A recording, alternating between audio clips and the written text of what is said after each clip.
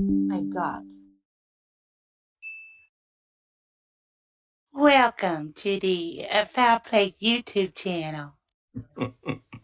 Well, thank you there very much there, Mr. Ken. Have you been distracted at all by any other trials that are happening at the moment? A Oh couple my God. That couple of Amber is the sweetest little thing, I'm telling you. She's not related to you by any there, Mr. Ken. No, but I'd hit that in a minute. well, thank you there. Thank you there, Mr. Kratz. Well, look, guys, welcome. It's great to be back, and it's great to see you all here. Let's have a look who's in chat at the moment. We've got Mystic Jinx. Oh, boy, Mystic Jinx, we're going to be talking about you in a minute. We've got Graham Moss. We've got Master Cheddar. We've got Angie Dickinson. We've got B.W. Haggis in the house. We've got Paul Pepiat. Colette, Andy B. We've got Andy B. We've got Kelly. Good morning, Kelly. Another fellow Australian. And if you haven't heard, we've got a new government in Australia. We've had a change of government overnight. Let's see if they do anything good. We've got Pete Moss. We've got Crockett. Welcome, Crockett. Crockett is a big supporter, as everybody is. Asks a lot of great questions. Welcome. Who else we got? We've got Dark Side of the Moon, TTM Fangirl, Dark Side of the Moon, Nan's Life 7, JD, and if I've missed anybody out, I do apologize. Welcome, everyone. It's good to be here. As you know, we're doing a weekly podcast entitled Reading with Uncle Ken. And I do want to apologize, but this is part 58, which meant that we've gone for well over a year analyzing Mr. Kratz's book, and I hope that you've learned a lot of things. As a panel, I certainly have. We certainly have learned a lot of things, and we'll be continuing that. If you have the book, and you're following along, we're doing chapter 15 at the moment, and that's entitled The Day the Circus Came to Town. And as you know, Mr. Kratz wrote additional chapters to his book. This is his second edition, because he's basically trying to dispel many of the things that Kathleen Zellner and her team of forensic experts have found in the case. And as you know, we're all very, very frustrated because her experts have found an incredible amount of discrepancies. Probably that's the best word to say, discrepancies in the case that she has presented as filings. But unfortunately, the state has essentially rejected everything that she's done so far. As you know, the case at the moment is fairly dormant, but we hear there's hopefully good news coming up soon that she'll introduce a new evidence or a new filing to the state, and we take it from there. But look, guys, welcome everyone. So what we're going to be doing today is that we'll be continuing doing some readings from that chapter.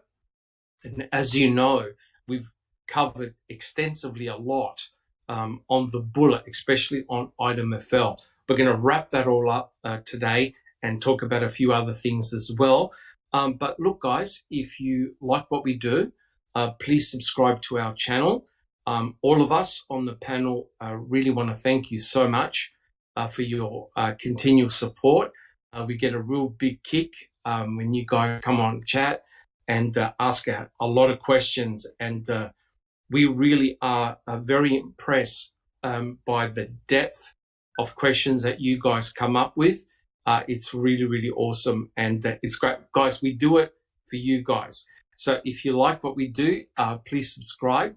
We're approaching that magical 2,000 subscribers, which is awesome. If you enjoy our podcasts, and if you look in the video description on YouTube. You'll see that we do a lot of different podcasts. If you enjoy them, please give us a thumbs up and subscribe to the channel if you can.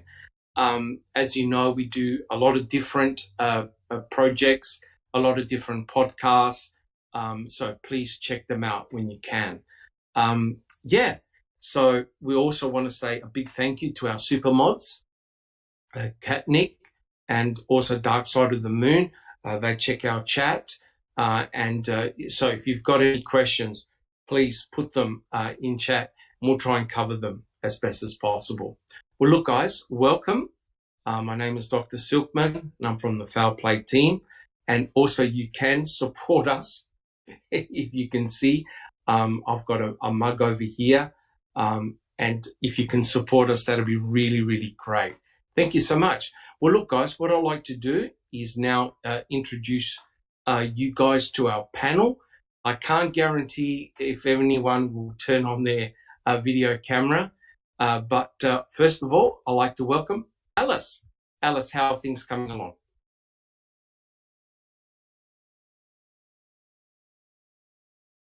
Oh, Alice might be having some trouble with her computer. We'll get back to Alice. What about I don't recall? How are you coming along? Hello, I'm coming along well. It's nice and hot here and cleaning all day. Awesome. Thank you so much. I don't recall. Next, we've got Susan.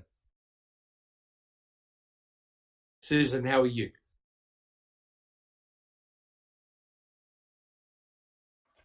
Oh, sorry about that. I'm good. How are you, Doc? Yeah, I'm doing well. It's good to be here. Fantastic. And great to see you here, Susan, as well. Thank you. And next we have Jack 61.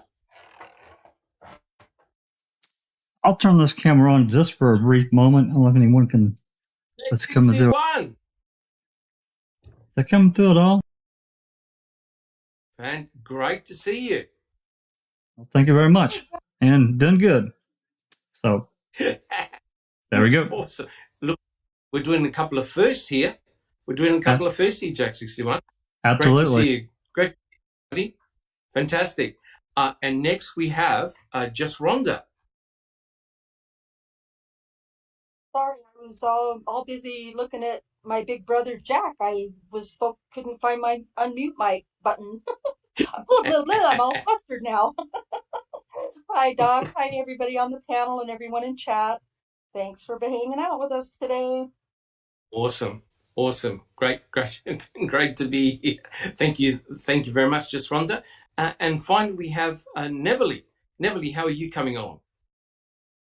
Hello, everybody. I'm doing great. Here, I'll be brave and I'll show up on the camera. Are you gonna you're turning on your camera, are you? And here we have Neverly. How are things coming along? Everything is actually pretty good. A beautiful day, a little bit humid on sunny California.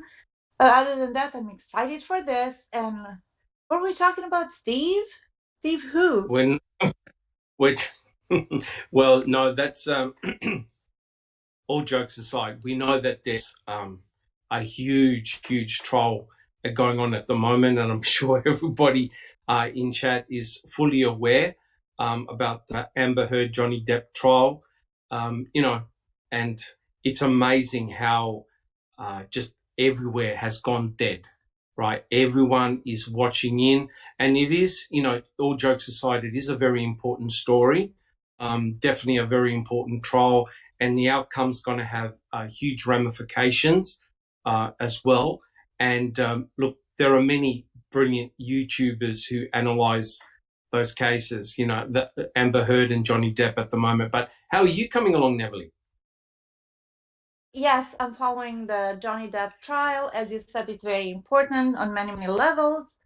But our first priority, as always, is Stephen Avery and Brendan Dassey, with all jokes aside. So, yeah, I'm excited to be here and looking forward to this podcast. Awesome. Thank you so much. and welcome, Neverly. Yes, and a big hi to everybody in chat.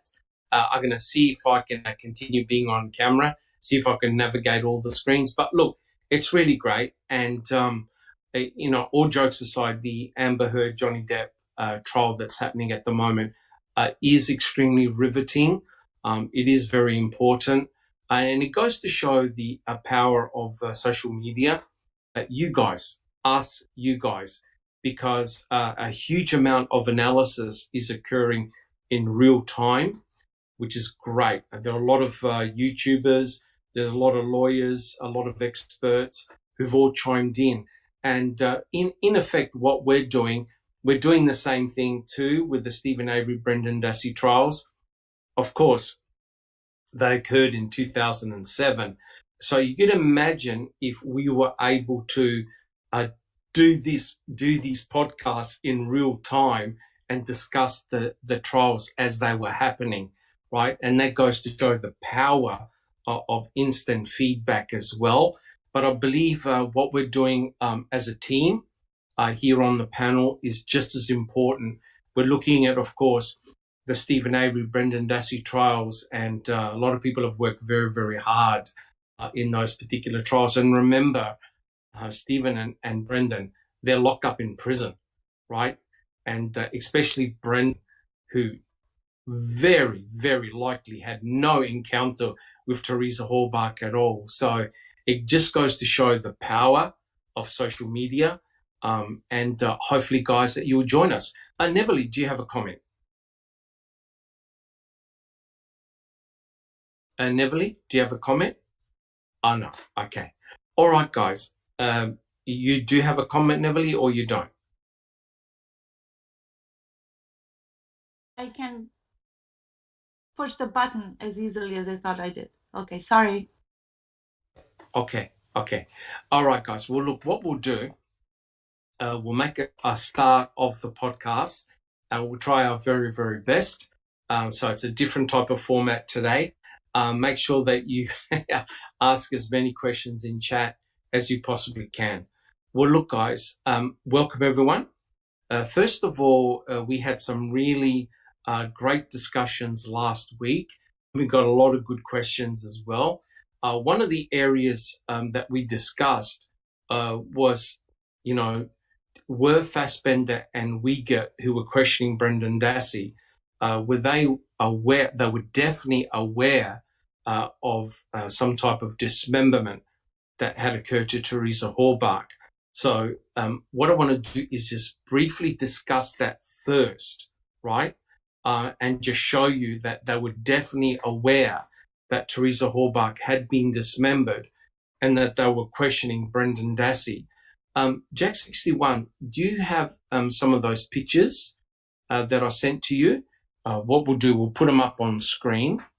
Yep. I'll get number one up right now, Doc. Yep. No hassles at all. We'll just wait a second for those to come up. There you go. I'll mute. You just tell me when you want me to forward it and I will. Yep, no worries. All right. So, as you know, Brendan Dassey was questioned many times by Fassbender and Wiegert. Now, we know from the anthropology reports that Dr. Eisenberg had described saw and curved cut marks within some of the bones.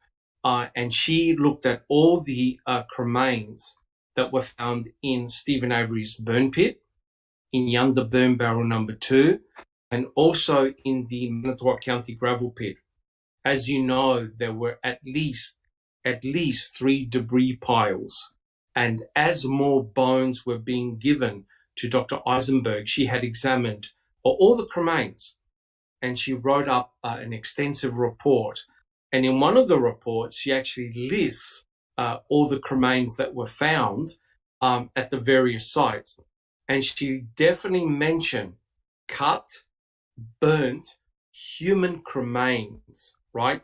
So there were human bones that had saw marks, cuts using saws, right? So there's no doubt that Teresa Halbach had suffered some form of dismemberment.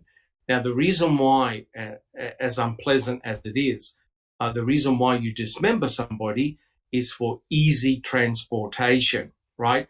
Because you've got a body, and a body normally, an adult body normally weighs a lot, and trying to dispose of a body is quite tricky, right? It's quite tricky. So often you have a form of dismemberment whereby a body is cut to pieces, wrapped up in rubbish bags or something like that, and transported to another location. And all you have to do is have a look at what Robert Durst did. Neverly, you want to explain the situation with Robert Durst and what he did to his next door neighbor, Neverly. Yes, Robert Durst, after fleeing from being kind of under fire for his wife disappearing under suspicious circumstances and him being the last person who saw her, he went to Galveston, Texas, and hid there as a woman. He befriended his next door neighbor, who he described as annoying, but still they became friends. And Yes. after a while, for some reason, we just got to hear Robert Durst's story. Him and this gentleman, Maurice Black, got into it, and Mr. Maurice Black got shot. So Robert Durst didn't know what to do then, because if now he has another murder around him, on him, his situation is going to be even worse. So he comes up with a brilliant idea, quote unquote, to dismember the body and destroy it. So he actually took Mr. Black's own bow saw and started dismembering his body. How morbid is that? But then decided that that wasn't a big enough saw for the job, so he went to equivalent to Home Depot, got a bigger one, and locked himself in the apartment and started sawing parts off, the head, the limbs, and packed them in bags and suitcases and took him to the Galveston Bay and threw him in the water. Correct. We've seen pictures of that ordeal, and guys, not to be gross or anything, but it was a bloodbath. I don't know how else to describe it. No, you're correct. So basically, Robert Durst got like a saw that's tough enough to cut through bone, right? And basically, he took off Maurice Black's arms, legs, and head. And what he had left was very, very interesting. I was going to show you some pictures, but I think YouTube might ban us. But if you search the internet, you'll find them. So basically, what was left of Maurice Black was a stump, his actual torso. That's very, very interesting. Now, look, there's no doubt here that Fassbender and Wiegert were definitely aware that Teresa Halbach had been dismembered prior to cremation. So what I want to do here is just present and read out for you proof that Wiegert and Fassbender were definitely aware that Teresa Halbach had been dismembered, chopped up. And I quote here, this is, if you're following it, it's on CASO, page 472. And I quote, Fassbender, Brendan, I just got a question, and I think Mark's going to have some too. We didn't ask this before. Did he say anything about cutting her up or anything like that? Or did he put her in there whole? Brendan, he didn't say nothing. Fassbender, Brendan, you told us earlier that what you saw was the whole body, right? Okay. Could you indicate that the body appeared to be whole, or however you want to put it in your words, and where it was located? You had said under certain items.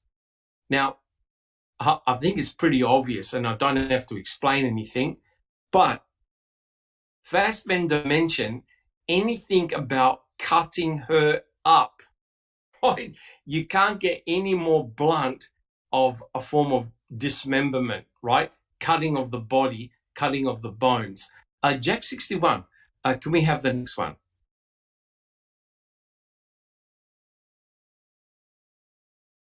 We'll just wait for the next diagram to pop up. All right. Now, during one of his interrogations, Brendan Dassey was asked to actually draw some pictures, right, to basically explain what both him and Stephen did with Teresa Halbach's body. And as you can see here, right, without any doubt, you can see a stick figure showing Teresa Halbach. And guys, on the panel, what do you know Brendan Dassey drew? What type of figure did he draw in that diagram? Anyone would like to answer that one? Susan. A full body. Correct. Not cut up. Excellent. An intact body, right? Does anybody else have any comments? All right. So it's quite clear that what Brendan drew, and in actual fact, what Brendan stated, was that when they placed Teresa Halbach on the fire, he picked up the feet, Teresa Halbach's feet, and Stephen Avery picked up the head and the shoulders and placed it in the burn pit. Well, there's a huge, huge problem. Fassbender and Wiegert were definitely well aware that Teresa Halbach had suffered dismemberment, right? And the important thing is that Brendan Dassey never once mentioned dismemberment. Can we have the next slide, please, Jack 61? Yes, so you can see here the presence of the doghouse, etc., etc. So here's another form of questioning by Fassbender and Wiegert, and I quote, Fassbender, okay, Wiegert, did you see anything else in the fire besides toes? Brendan, a hand and a forehead and her belly. Wiegert, did it look like she was in one piece, or did it look like she was chopped up? Or what did it look like, Brendan, in one piece? So, guys, you absolutely know. You absolutely. Jack 61, do you have a comment? My God. And right there, these guys should have said, we'll be right back, and ended it right there. Look, there's no doubt. Fassbender and Wiegert absolutely knew that Teresa Halbach had suffered dismemberment, right? They had Dr. Eisenberg's reports. There was clear evidence that bones had been cut. And here, Brendan is consistently saying the same thing, that Teresa, and he even drew the picture that Teresa Halbach was placed in the fire in one piece, right? And as Jack 61 alluded to, one would have thought that at this stage, both Fassbender and Wiegert should have gotten up, tore up their notes and say, Brendan, go home to your mother, right? It's absolutely clear Brendan has got no idea about any form of dismemberment. Jack 61, can we have the next slide, please?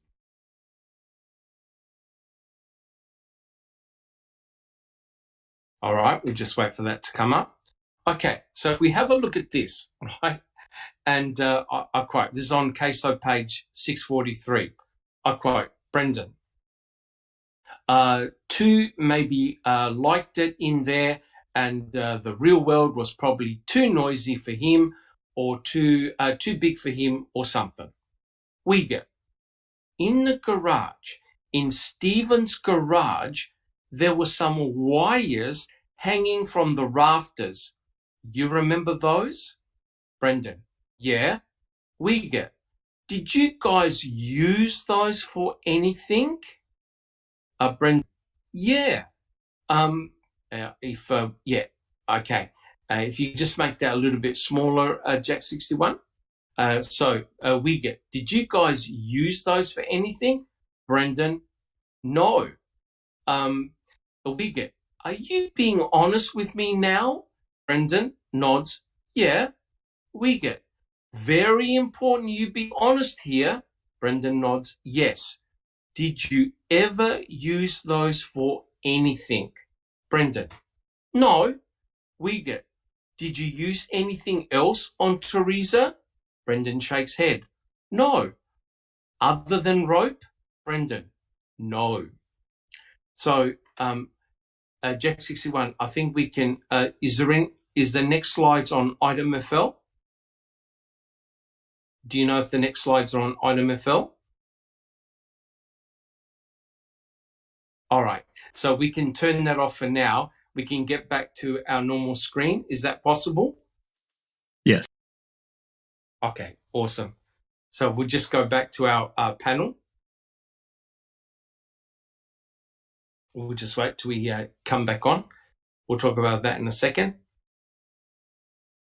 All right. So I think, guys, it's pretty obvious. And Jack 61 was kind enough to show us some of the pictures from last week, showing the rafters, the ropes, the chains, etc., etc. Now, it's pretty obvious that if you're going to dismember somebody, you can do it multiple ways, allegedly.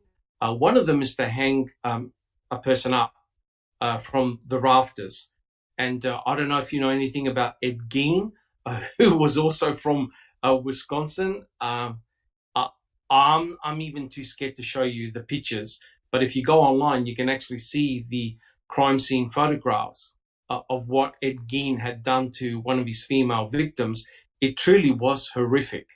And that particular victim was hung from the rafters using ropes, right? Like a deer, and dismembered, right? Her body, you can see, was cut up and probably organs removed as well. Truly horrific. But it's pretty obvious here that what Fassbender and Wiegert were alluding to was they were trying to get Brendan to say that, yes, we had dismembered her, right? So you can't get it any more obvious than that. They were continuously saying, you know, did you use those ropes? Did you use those chains? Was she chopped up, right? And Brendan consistently said, no, she was actually whole, right? And it goes to show the absolute farce, right? Because if Wiegert had never mentioned the shooting in the head incident, none of this would have come out. Absolutely none. Because Brendan had no idea what had happened to Teresa Hallbart. So that goes to show the coercive tactics and leading questions by both Fassbender and Wiegert, right? So, you know, it's amazing that if you go back and you actually have a look through the testimonies and through the questioning, it's incredible how much you can actually pick up. And look, I want to do a big shout out to Mystic Jinx, who was able to obtain Bobby Dassey's recording from November the 9th, which is truly remarkable. And please go check it out on Mystic Jinx channel. She was able to obtain that recording through a FOIA, and it truly is amazing. The recording is a little bit hard to hear, but put on headphones and check it out. No one has ever been able to get that recording, but Mystic Jinx was able to and shared it with us. Jack 61, do you have a comment? Just a brief comment about that, Doc. And, you know, as someone that's been involved in and around this since the beginning, as far as I know, Correct. This is the only really major piece of evidence that the DCA, she got this from the DOJ. This is the only piece of evidence that they've ever turned over that I'm aware of. I mean, other than truly. Things that are innocuous and don't really apply to anything as far as evidence-wise. So, yeah, it was fantastic. Absolutely fantastic. Yeah, I think this also shows the power that people have, that the community has, in order to FOIA documents. And it's fantastic that Mystic Jinx was able to share that document with us and listen to the recording. And I'm not going to say too much about it, but a big shout out Mystic Jinx. Go check it out on her channel. Truly amazing. Hopefully, sometime in the future, we'll be able to do an analysis on that recording. But oh my God, incredible! Not what they talked about, but what they left out, right? Because there was Jack 61, you back me up. There's a report that was actually written on November the 9th, right? So much stuff that they discussed was absolutely left out of that report. Jack 61. That's right. And then, not to go into it, but that's exactly right. You know, the recording is it's surprising in ways that I never expected, to be honest. And I think for everyone probably thinks the same thing. Correct. Yeah, unbelievable. And it goes to show, guys, I mean, look, you're looking at the Amber Heard and Johnny Depp trial, right? You can see the power of social media and the fact that you can get documents and see things in real time. For us, as researchers in the Brendan Dassey, Stephen Avery case, it's much more difficult because we have to actually FOIA documents that have been put away for, 15 odd years, right? And the mere fact that Mystic Jinx, also Jack 61, Sunshine Christina, and other YouTubers and Redditors have been able to obtain these documents goes to show how the picture of what happened can change so drastically. And hats off to you guys. It's a huge amount of research. It's incredible that you can go back 15, 17 years later and pick up things that you've never, ever heard of before. Make no mistake, the cops, law enforcement did not like Stephen Avery. Stephen Avery, and all of us agree here, he was targeted. The whole family was targeted, and they were placed under a huge amount of pressure. So here we have Ken Kratz writing this book to try and counteract making a murderer, to try and counteract people like you and I, and also you guys in chat as well, right? Because he doesn't like us, and he doesn't like you guys in chat either. He wants us all to disappear. And clearly that's not going to be the case. So guys, I just wanted to bring that up to show you of the deviousness. Call them coppers. Sheree Patillo, call them coppers. No, they're not coppers. They're scumbags. Absolute scumbags. There's no doubt. And to think that Wiegert has just retired. Jack 61, have you got a comment? I do, and I don't want to lead us off into a different direction because we could talk about it for hours. But you talked about the power of getting even a singular document that can change the course of a case, and it hasn't happened yet because we clearly can't get access to anything. But that disturbed earth warrant changes everything, and we can slice that. Yeah, we can slice that by 15 different directions, but clearly they found something. They disappeared it, and we have no freaking idea what it is.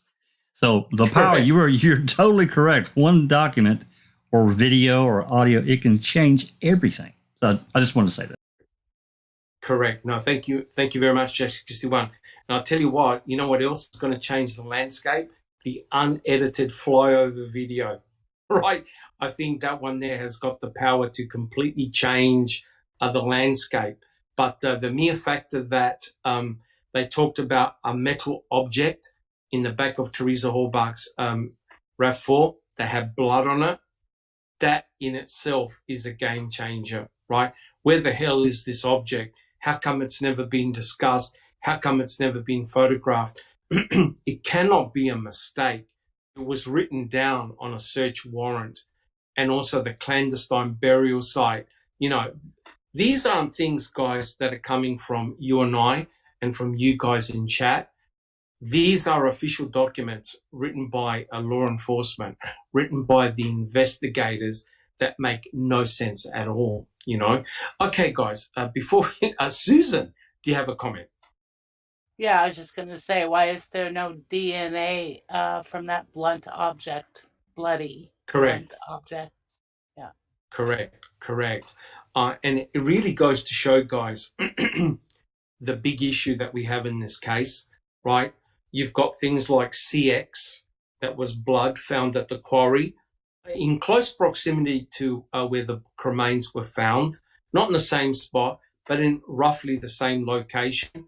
CX, as far as I'm aware, has never been run through CODIS to basically find out who had left CX, which is blood, right?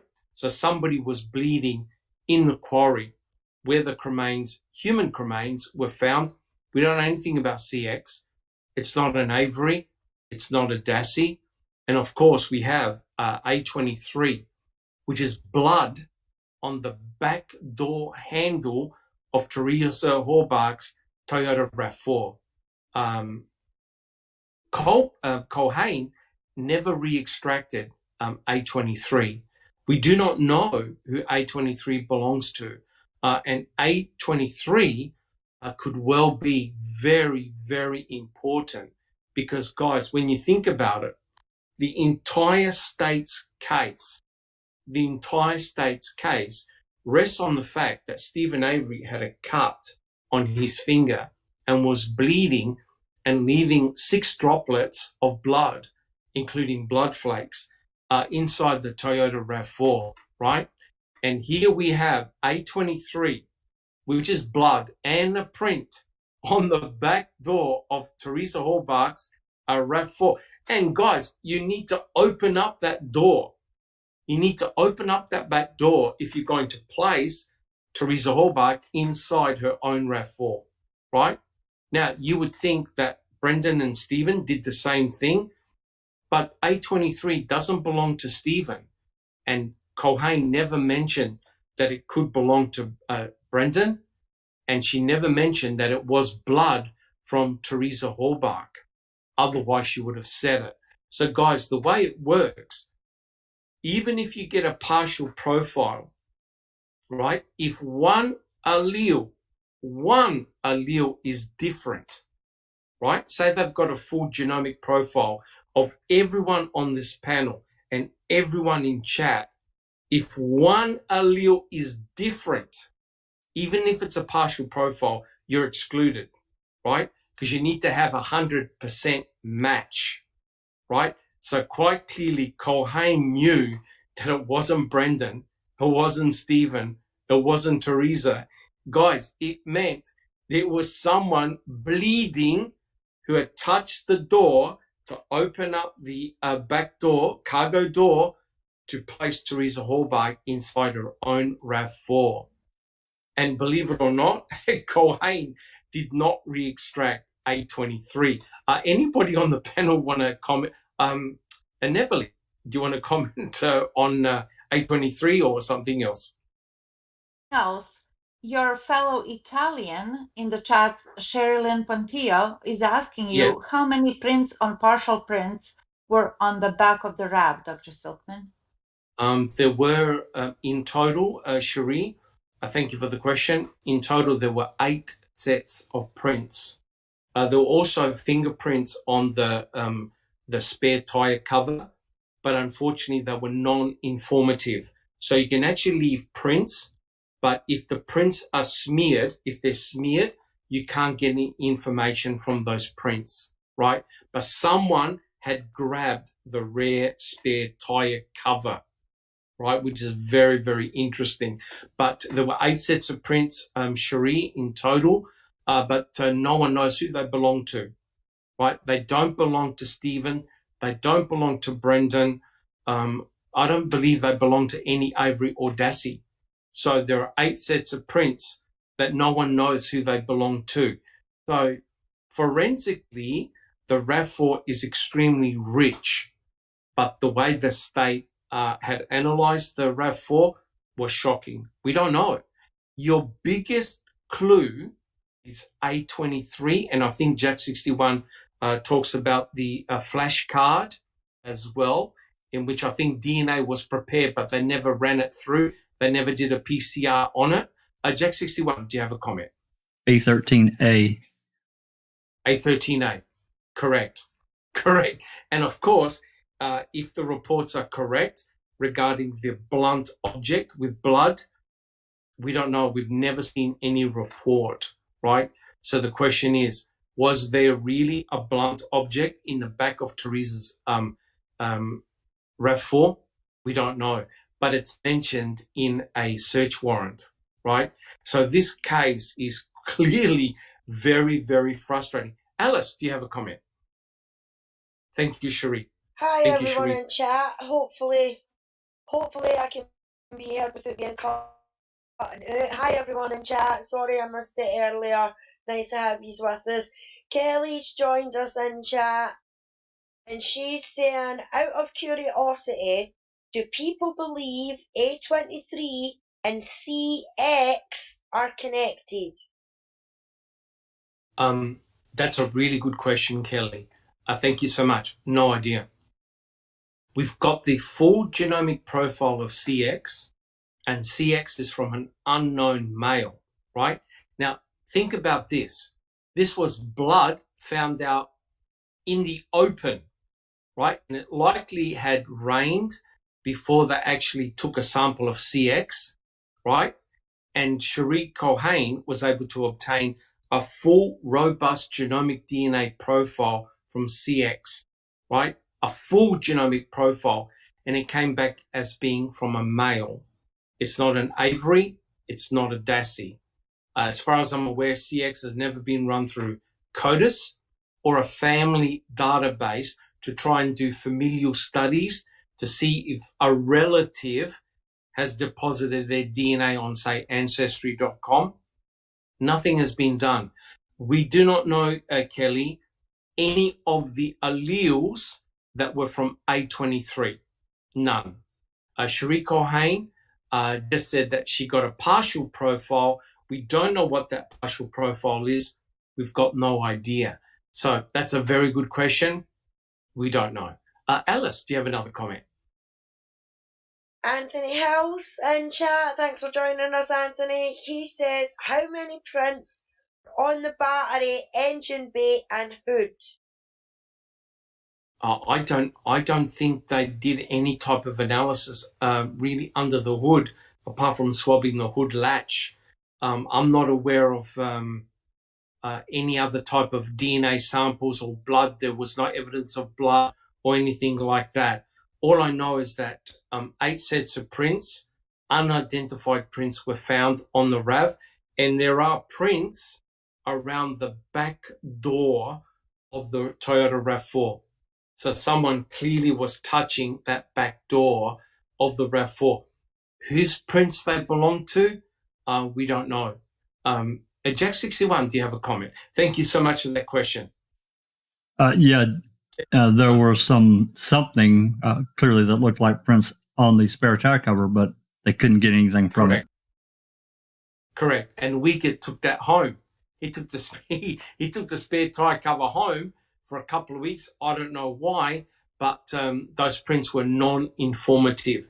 So yes, there were prints, but they were smeared, right? So you could do it yourself. You can touch a surface, right, and leave a print, or you can run your fingers along that surface, and those prints, unfortunately, are non-informative. Yeah, so we don't know whose prints they belong to at all. And Neverly, do you have a comment?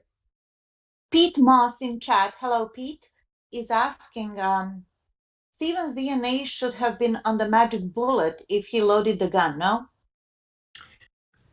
Well, put it this way, the shells themselves, potentially you may leave fingerprints, but I know I've done a lot of reading on this. It can be very difficult to leave prints on cartridges, right? Put it this way, the state was not able to prove, and we'll go over this, that's a very good point.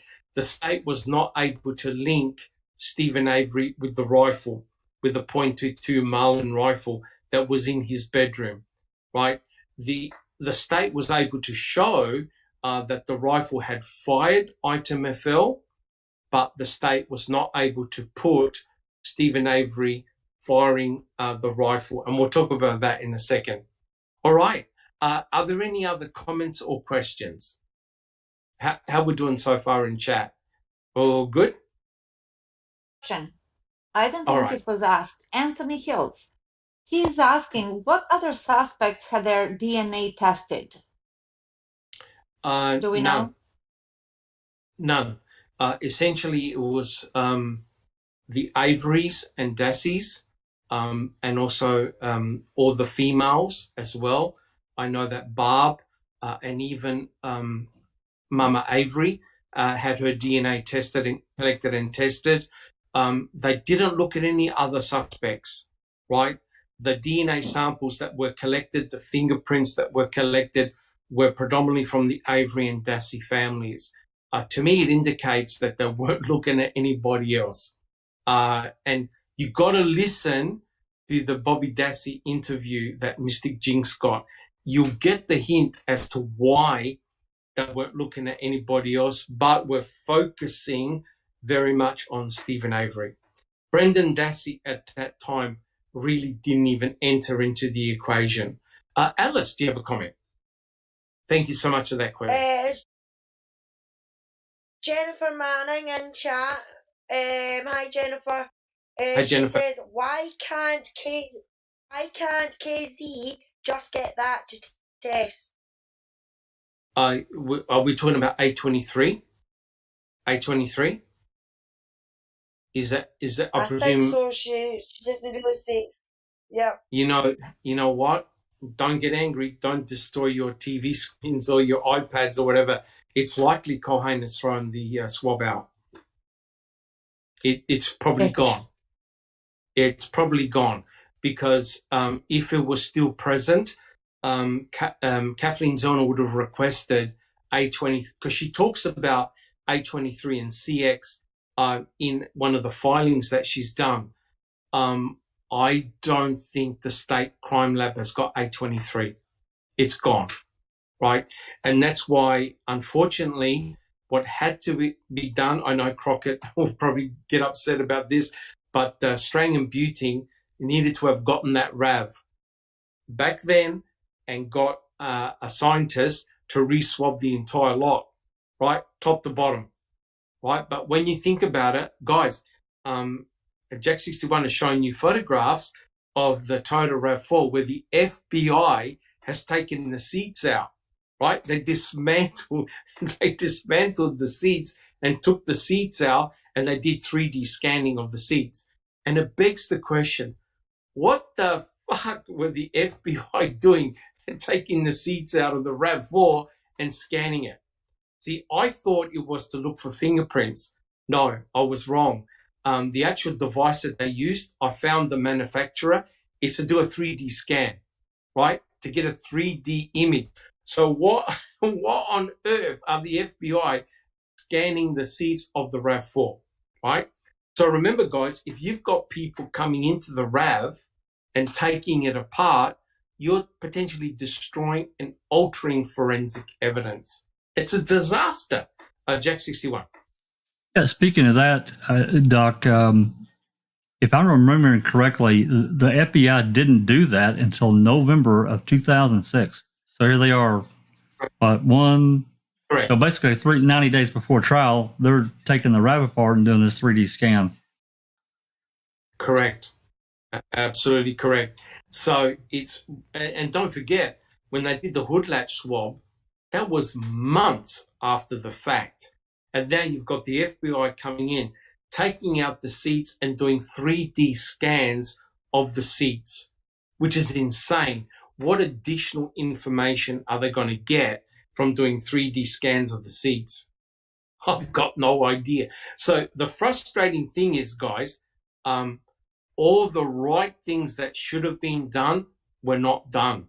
All the silly, dumb things that didn't need to be done were done, which is crazy. Neverly, do you have a comment? I have a question. Who ordered the FBI to do that? It would have been the state. I think it would have been the state. Yeah.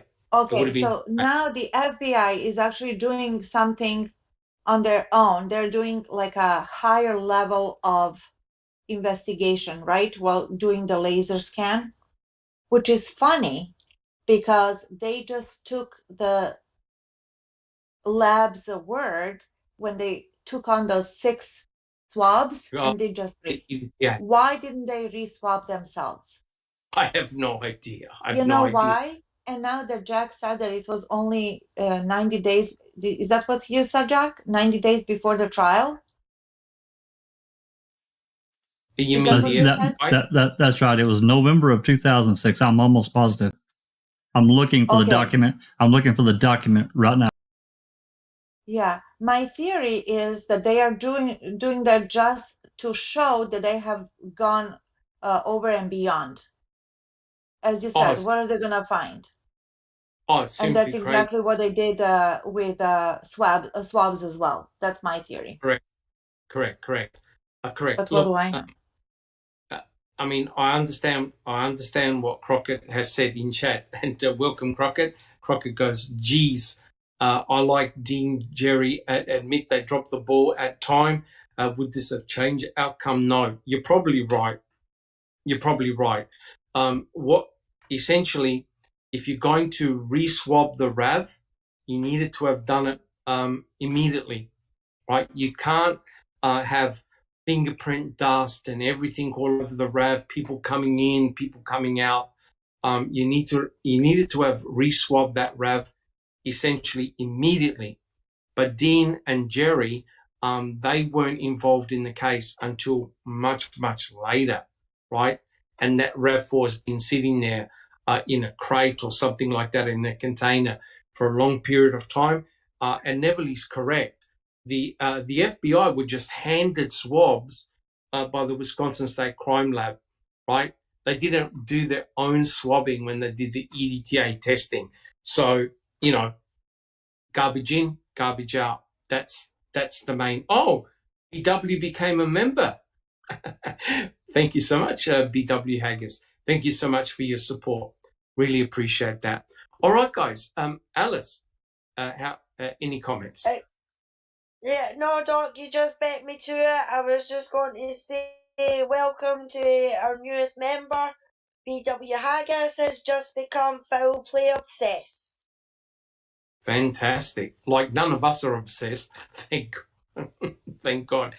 Susan, do you want to make a comment about the merchandise and the fact that a donation has been made?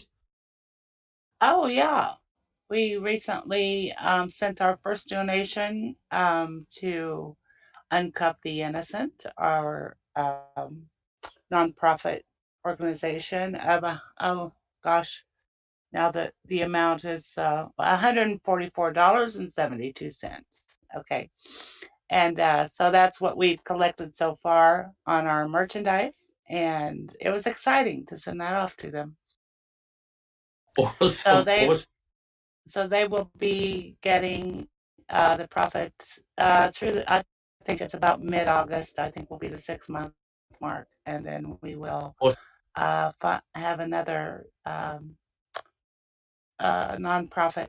We'll choose another one after that. Awesome. So everybody buy some Foul Play merch. There's some great stuff on there. Check it out. I've got my mug. I've got my mug over here. I've got my T-shirt on as well. So, guys, that goes to show the power of your support and your help. We donate that money to a worthy charity, a worthy cause, involving justice, etc., etc. So, like I said, any income we make, we do FOIAs, but we also give it to certain specific causes. And after 6 months is up, we choose another cause as well. So, that goes to show the power of your support. All right, guys. Well, look, so far we talked about Fassbender and Uyghur and the questioning of Brendan Dassey, and they were insinuating that both Brendan and Stephen had dismembered Teresa Hallbach, and Brendan never mentioned any form of dismemberment, nothing, right? And it's very interesting, and Neville will back me up on this, that bones, you have to buy a specific saw in order to cut through bone. Also, knives, certain types of knives are strong enough to cut through bone as well. And I'm not insinuating anything nefarious or nasty, but in Bobby Dassey's garage, there was a deer hung upside down, dismembered, just almost like a skeletal frame. And on the ground, there was a bone saw.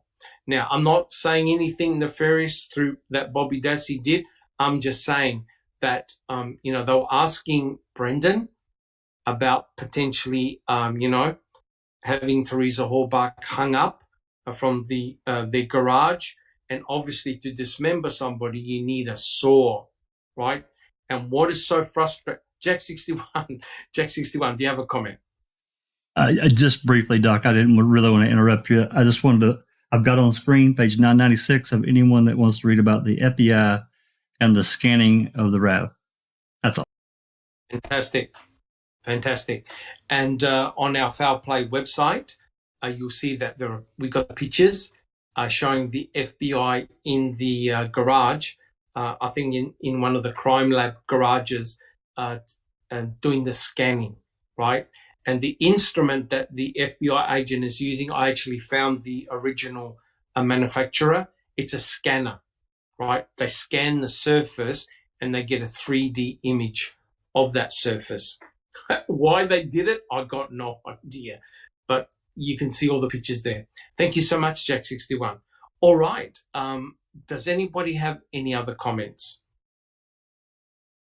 We're all good? Okay, awesome. What we'll do, thank you, everyone. What we'll do, we'll actually start the podcast proper here, and then we'll wrap it all up when we're looking at item FL. I've got some summary pictures to show you how nefarious the state was against against especially Stephen Avery, the power of item FL. All right, now believe it or not, let's have a look at.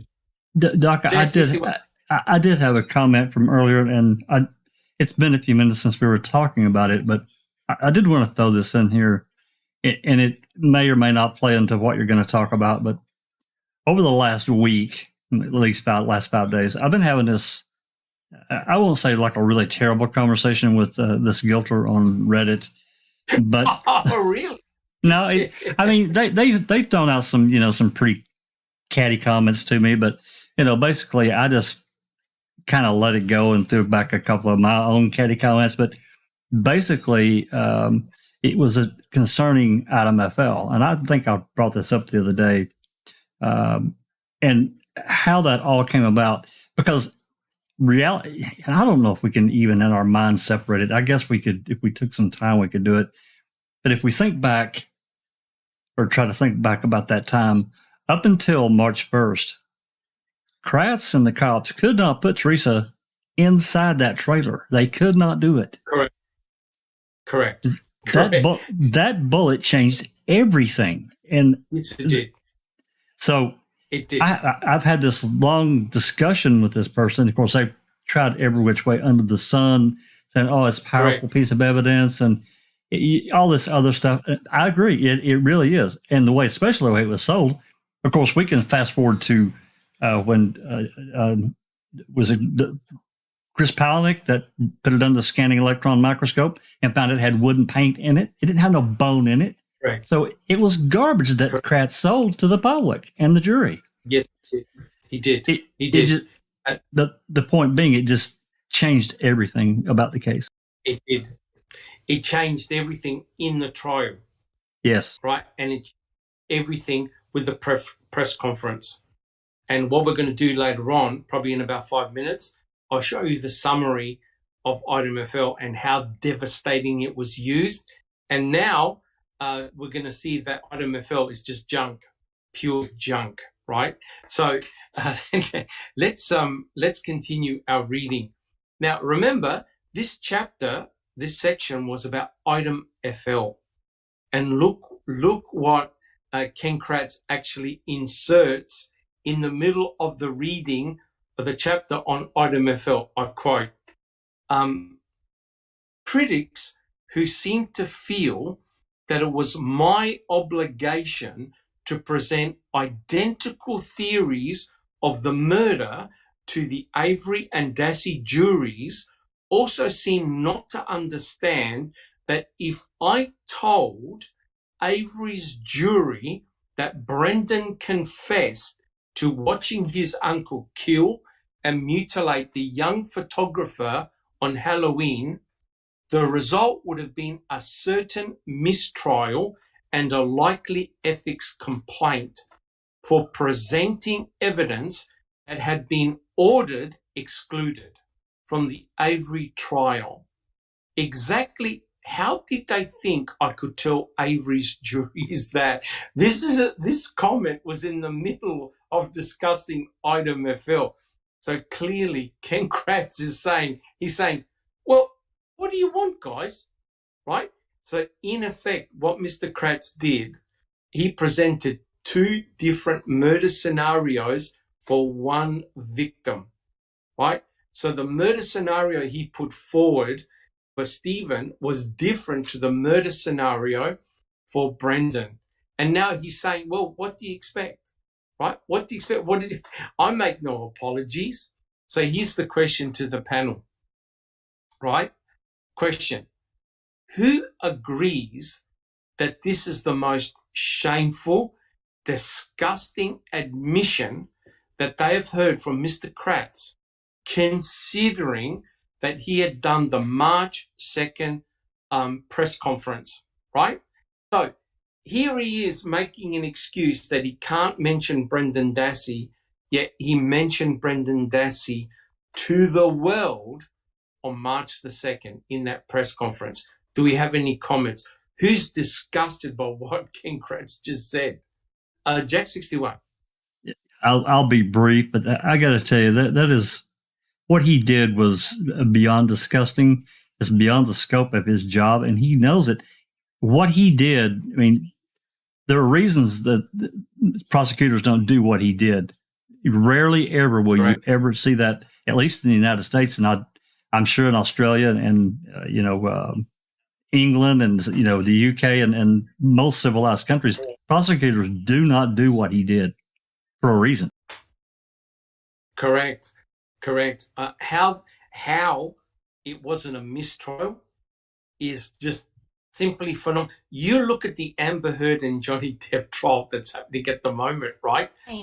Yes. They're bringing up all sorts of stuff and all sorts of questioning, right, of Johnny Depp's attorneys, all sorts of comments for the mere fact of tossing a case out, right? So here we have written in a book, Mr. Kratz basically not even apologizing and saying, well, what did you want me to do? What did you want me to say? Neverly, do you have a comment? Did you have a comment? All joking aside, Kratz is as soulless and as shameless as Amber Heard. I think there are two peas in the pods. This is what people with no scruples, no morals, no respect, nothing. They're just soulless human beings, if they are that. Kratz did not have to implicate Brendan at all. He did not have to do that. He did not have to go, and what he did with the item FL, that's just another like gaslighting, word salad, spinning around lies, imagination, and all of that after the fact. What is the point of his stupid book anyways? Correct. Except for, to feed his ego. Correct. The book got horrendous reviews, all 18 of them that were purchased. and we purchased 17 of them, right? We purchased 17 of them. No, we purchased one. He purchased 17 and gave it to friends and family if he has any. Correct. I hope he included a return to sender envelope. But all jokes aside, how ridiculous. He's talking about item FL, and in the middle of talking about item FL, he talks about Brendan Dassey, right? No, quite clearly, he knows what he did was just completely shady, right? And he has to include Brendan Dassey because Brendan Dassey was the one that agreed with Wiegert to a shooting scenario. And that's all they needed from Brendan Dassey to admit that there had been a shooting scenario. And hence you bring in item FL, item FK. But the bullet that did all the damage for both of them was item FL. Jack 60, thank you, Neverly. Jack 61. What makes it worse is a lot of the content of what Kratz was trying to sell to everyone. They had all this evidence. They had this, they had that. He's testifying as to the truth of the matter. And in reality, he didn't have anything at all. He absolutely had nothing, right? And I know I keep drawing an analogy, but this is what's happening with the Amber Heard and Johnny Depp trial. It is. Nothing, right? And then they have to spin a story out of it and convince a jury that events happened that never happened, and they have no proof of happening. And the thing is what the state did with item FL is horrendous. And remember, oh no, Neverly, don't tell me you want to talk about Johnny Depp. Neverly. Just to make an analogy, just like you did, right? Correct. Okay, what Amber did with Alan Barkin, bringing Alan Barkin, right? To say what happened 30, 40 years ago while they had a romantic relationship for 3 to 5 months is equivalent of the Kratz cat story. Irrelevant. It wasn't a romantic relationship, it was sexual. Oh, pardon me. Yeah. Correct. Yeah, but it's desperation. That's what it is. Correct. That's a very good point. So in effect, what you have to do, yes, and lucky you're not addicted, Neverly. That's the important. And lucky I'm not addicted to Johnny Depp. And who, me? That's right. Allegedly. Not you.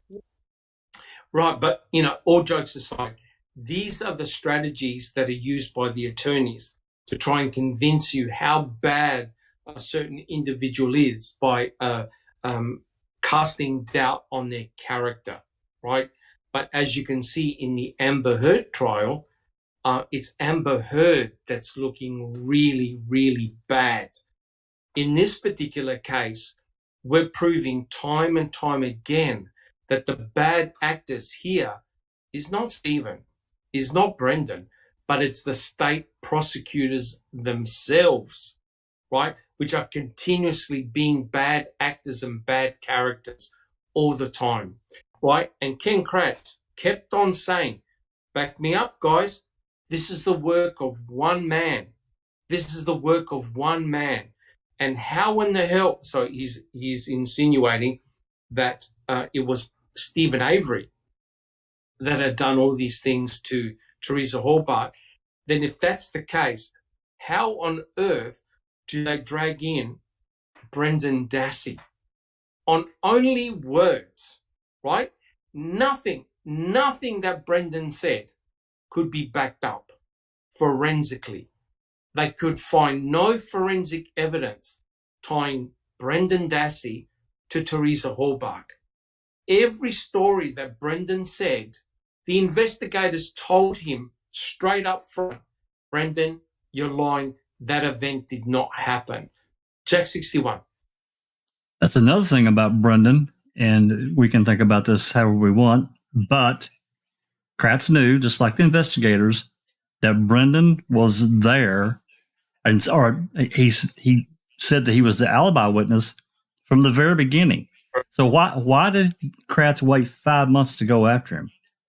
It's because of involvement of others that pushed the button and gaslit it and caused that situation. Correct. I mean, you think about it. If this murder event took place, the most devastating witness against Stephen is Brendan Dassey, right? If you are alleging that Brendan and Stephen were together with Teresa Halbach for the rape, for the mutilation, for the dismemberment, and for the cremation, your number one star witness. Brendan Dassey had two options with Brendan. Either he was the number one star witness against Stephen, or he was his alibi, right?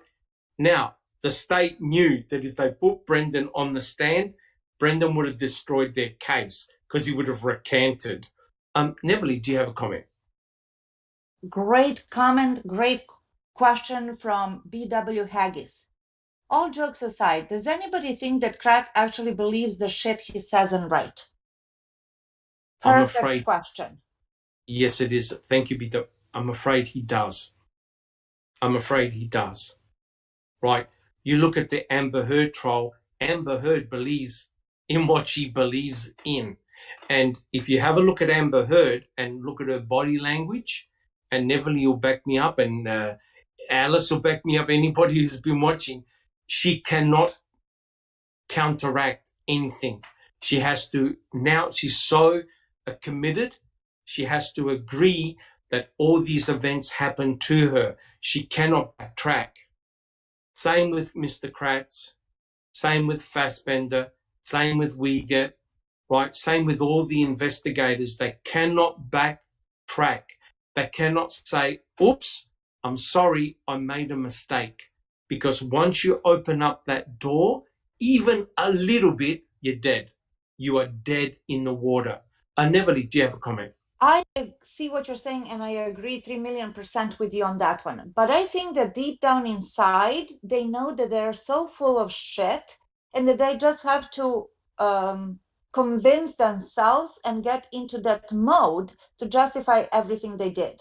But deep down inside, they know they're miserable people. They're miserable people, whether it's Fassbender, Kratz, Wiegert, Amber, it doesn't matter.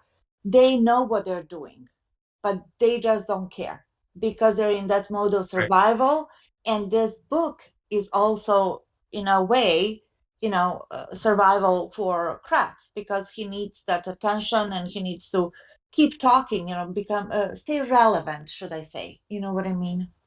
Correct, So, correct. And yeah, they can't back down. They have to double down and just keep talking the same thing, even though they are. But I believe, my personal opinion is that they know that they're full of crap. Correct, correct.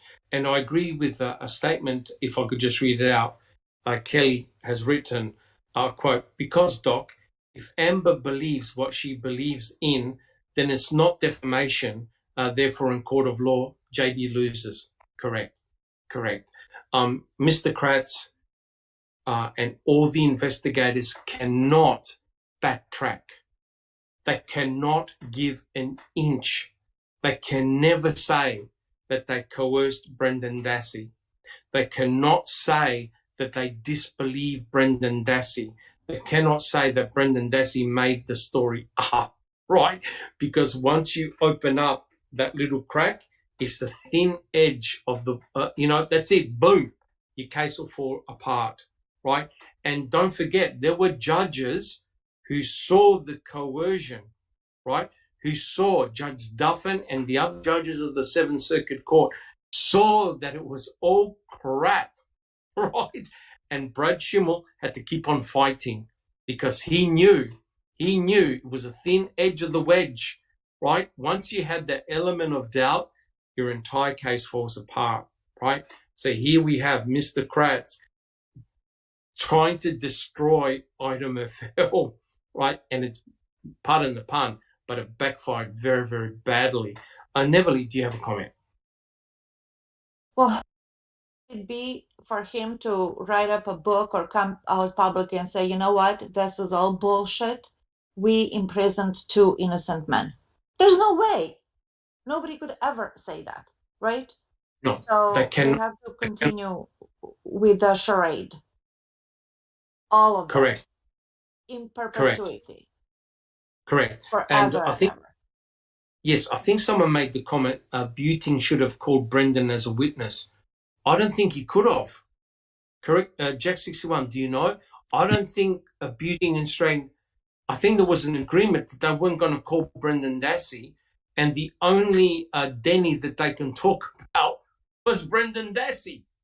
Right. Jack 61. Yeah, I think there's legalities surrounding that. And it's going to take, I don't know, maybe Cherie can talk more about that from a legal standpoint, how that is, because, here's the thing. And again, we have to look at this as to how it really was, no matter how the trials went. For a year, virtually, Brendan and Stephen were co-defendants. That's how they were, and that's how Kratz really treated them. But because Brendan wouldn't sign any kind of plea agreement, for the state, then all of a sudden he's going to have a separate trial. And I don't really understand the legalities. I can't talk legibly enough about it. Maybe Cherie can. I don't know. Cherie, can you help us out in this? I've never dealt with that either. It is confusing as to how that would work. So that's a good question. Have to look into that. Yes. No, I got no idea, right? Because remember, both Stephen and Brendan were together, allegedly together, that have committed all these crimes allegedly against Teresa Halbach. So the mere fact that they're treated as two separate trials is completely insane. Because if you have a look at Brendan Dassey's trial, it's a mini version of Stephen's trial. Same witnesses, same information, same everything. But no one could mention that this piece of forensic evidence was linked to Brendan Dassey. Not one. He was convicted on a recording, right? Only on a recording. Jack 61.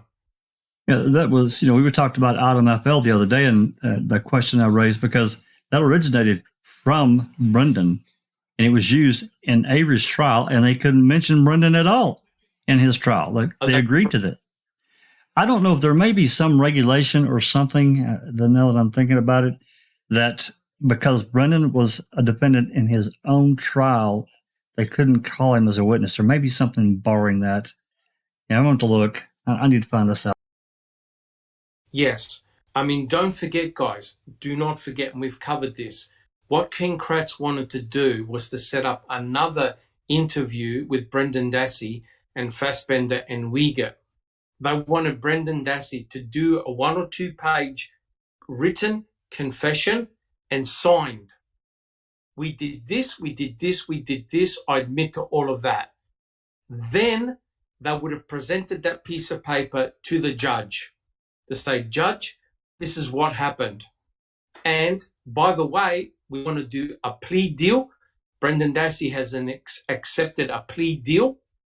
We want to go for 15 years, right? So here's the irony. Had Brendan Dassey admitted to having committed all of those crimes against Teresa Halbach, he'll be out now. Potentially he'll be free now. But he'll be a convicted sex offender and a murderer. And they would have released him because they did a plea deal, right? But because Brendan Dassey started to recant at that interview where there wasn't an attorney present, and Kaczynski got fired as a result of that. Now, that meant that Ken Kratz and the state had to go for 2 separate trials because Brendan Dassey was not playing ball. Just Rhonda, do you have a comment? Says, so how was Brendan convicted of mutilation if he never confessed to it? I got no idea. I think now put it this way, right? I think the jury got convinced because they heard that they chopped up the bones using the shovels and other instruments, right? But the problem is shovels and picks or whatever are not going to give hesitation, cut marks, or curved saw marks in bones. So how the hell Brendan was convicted of mutilation of a corpse and Stephen Avery wasn't, I got no idea. That's a good question. Neverly, did you have a comment? That was a comment, but there's another one. Paul Papiat says, what made Brendan think he was going back to school? Poor thing. Because he had no idea of what he was actually admitting to. He had no idea of the consequences. right? He was basically giving them a story, and he was giving Fassbender and Wiegert what they wanted to hear. Because when Brendan Dassey kept on saying, look, I did this. We never did this. The investigators told him, Brendan, we already know. We already know. So he got convinced that, okay, well, they must know something. So he agreed with their scenario. Brendan had no idea. Brendan thought, okay, I told him a story. I need to go back to school. He had no they were idea. promising, as soon as we do this, it will be better for you. We can go on with our lives, right? That's correct. Brendan thought, look, I'll tell you my version of events, believe it or not, right? It's up to you. He thought he was going to school because he had to hand in a report. But what makes it even worse was, I believe, back me up, guys, I believe there was a phone call between him and his mum. He thought he was going to jail, wait for it, for 1 day. For 1 day. He thought he was going to prison for 1 day and then they'll release him. Brendan had no idea or concept of what he was agreeing to, what he was confessing to. Alice, do you have a comment? Yeah, that's exactly it, Doc. Not only that, Uyghur and that were basically promising him, you'll be fine, it'll be alright, we're on your side, patting him on the leg, things like that. And as you say, we know Brendan, Correct. when Brendan was telling them the truth, they were calling him a liar. That's no, correct. Brendan, are you sure now? Are you sure it's no this way? No. So that Wayne just thought he was helping them. So he gave them a story, and as far as he was aware, he could go back to school. That Wayne had no idea of the consequences that now faced him after telling this story. You know what I mean? No way in hell. And as we've said before, Doc, half of the story that Wayne told, he's seen from a film called Kiss the Girls. I think it was maybe a film that maybe Brian or that was watching, at the time, or his mum and Scott and that were watching at the time, and he's happened to see some of it. And you know how movies like that can imprint on young kids, you know what I mean? Correct. So he's probably just thought that. Same with half the conversations that he told, how Stephen would get angry at his mum and things like that. That's things that he was witnessing round the house. Stephen would get on to Barb for not being there for the kids as much, and letting them be lazy and things like that. So he tried to be the kind of father figure. Correct. So he would have a go at Barb and say, letting your boys fucking be lazy and get them to get off their arse, and you need to be here more often. So, according to Brendan, that was Stephen being angry at his mum, even though to us, it's just a normal family argument, you know what I mean? Falling out, family business, but to Brendan, that was Stephen angry at his mum, no matter how we swung it. So that Wayne had no clue whatsoever what was going on, and it broke my heart when that Wayne turned round and said, going to be done by, what was it, 60 the hour or something like that, because I've got a project due. A project, correct. And you know what broke my heart? Right at the end, when Fassbender goes to him, well, we're the police. What do you think we're going to do? So, arrest him. Right? And when you see that poor kid locked up in chains and handcuffs and searching, you think to yourself, they led him up the frickin' garden path. He told them a story that they wanted to hear. He was coerced from start to finish. Every time Brendan told them the truth, they weren't interested. And just quickly, getting back to the shooting scenario, right? It was Wiegert that mentioned who shot her in the head. Brendan said we shot her at the side of the garage, right? Right, Jack 61? That's what he said. That's He right. said we shot her on the side of the garage. Wiegert and Fassbender goes, no, you didn't. Oh, that's right. We put her in the RAV and we shot her in the RAV. That can't be right, Brendan. Oh, all right. We shot her on the garage floor. Oh, that's right, Brendan. Right. So you can see that poor kid was being steered into giving a confession that they wanted to hear. It's disgusting. And I'm sorry, but the criminal justice system in America, I'm sorry, guys, it's shocking. Shocking. Don't apologize. Jack 61. Yeah, I just wanted to make two comments that I've made prior, and I probably will make them in the future. Number one, how could they possibly, or anyone in the prosecution in the state, offer Brendan or anyone a plea deal for 15 years for what allegedly happened to Teresa? I don't understand that, number one, because that is insulting. I'm just telling you, as a person that lives here, that's insulting. Correct. Number two, we can't forget that Ken Kratz approved for Len Kaczynski not to be there in the May 13th coercion session with Fassbender and Wiegert. He approved that, and he didn't get in trouble. But Kaczynski got his ass thrown off the case. Correct. 100% correct. Look, the amount of things that went wrong for Brendan are astronomical. Everything that could go wrong went wrong for Brendan. Stephen was very fortunate in that he had two high-profile attorneys looking after him, and they uncovered a lot, right? And I know Crockett and I were always discussing and talking about how good Strang and Buting were. They were very good because we're here today discussing the case because they uncovered so much, right? Were they 100% effective?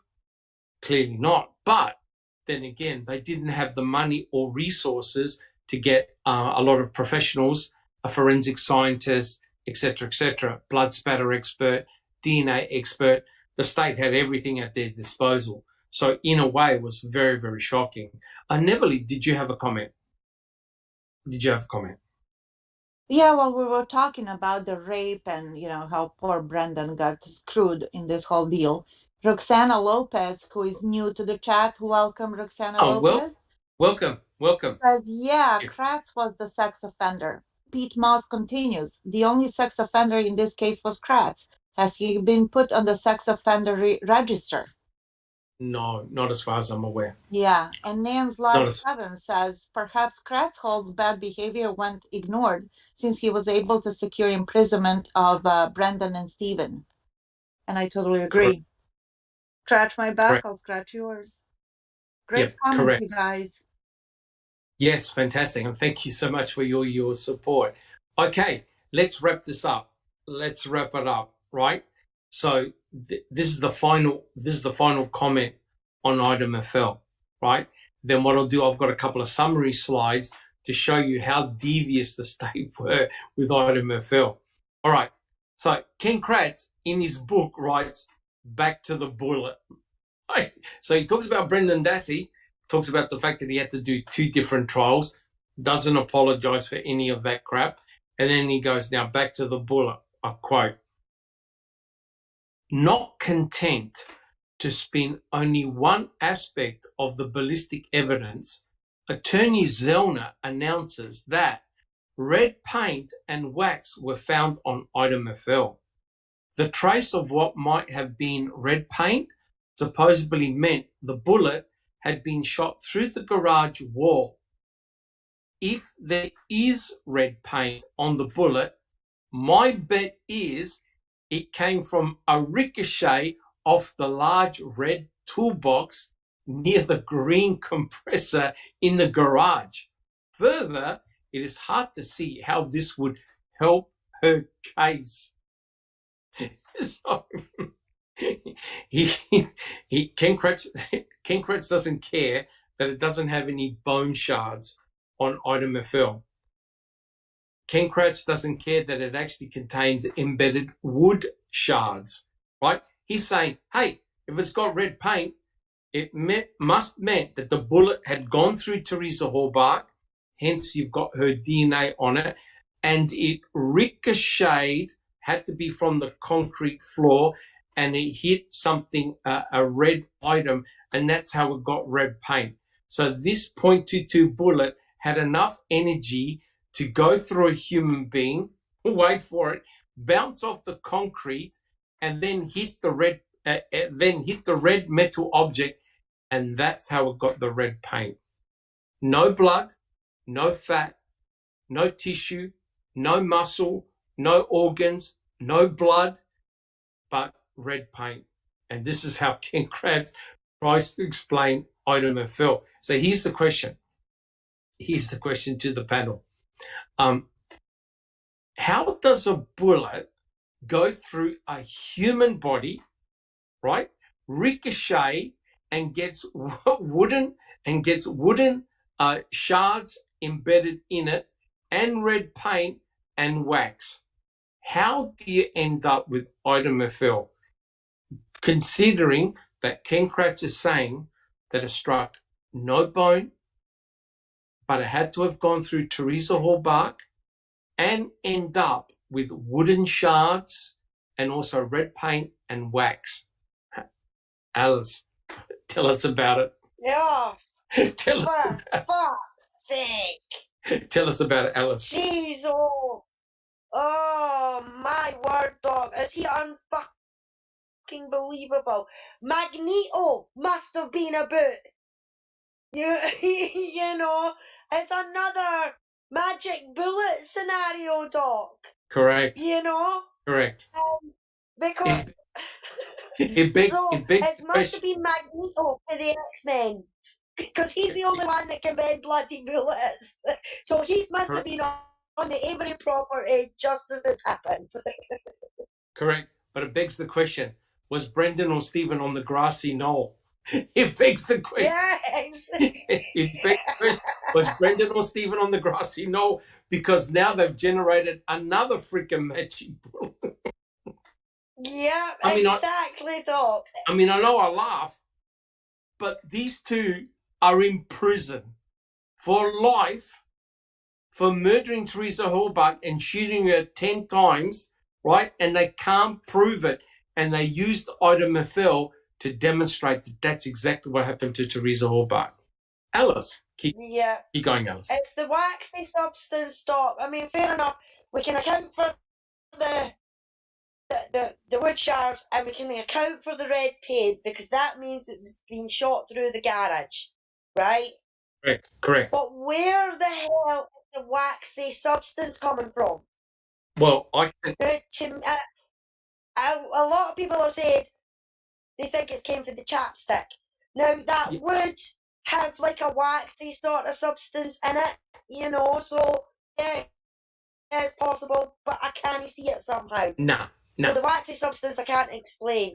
The wax is actually the easiest part to explain. Let me explain it. When they take a bullet and when they forensically examine the bullet, they embed it in wax, right? They put it in wax because what the wax does is it holds the bullet in situ, right? So when you do bullet analysis, you embed it in wax. So that explains the wax.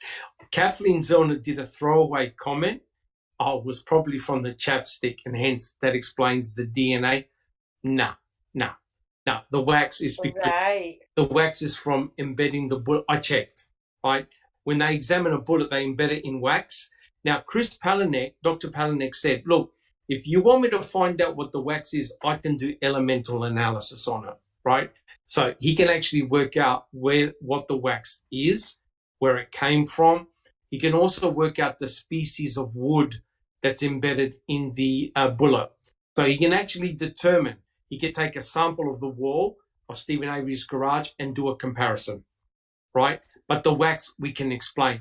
We cannot explain, the state can't explain no bone shards, wood shards, red paint, right?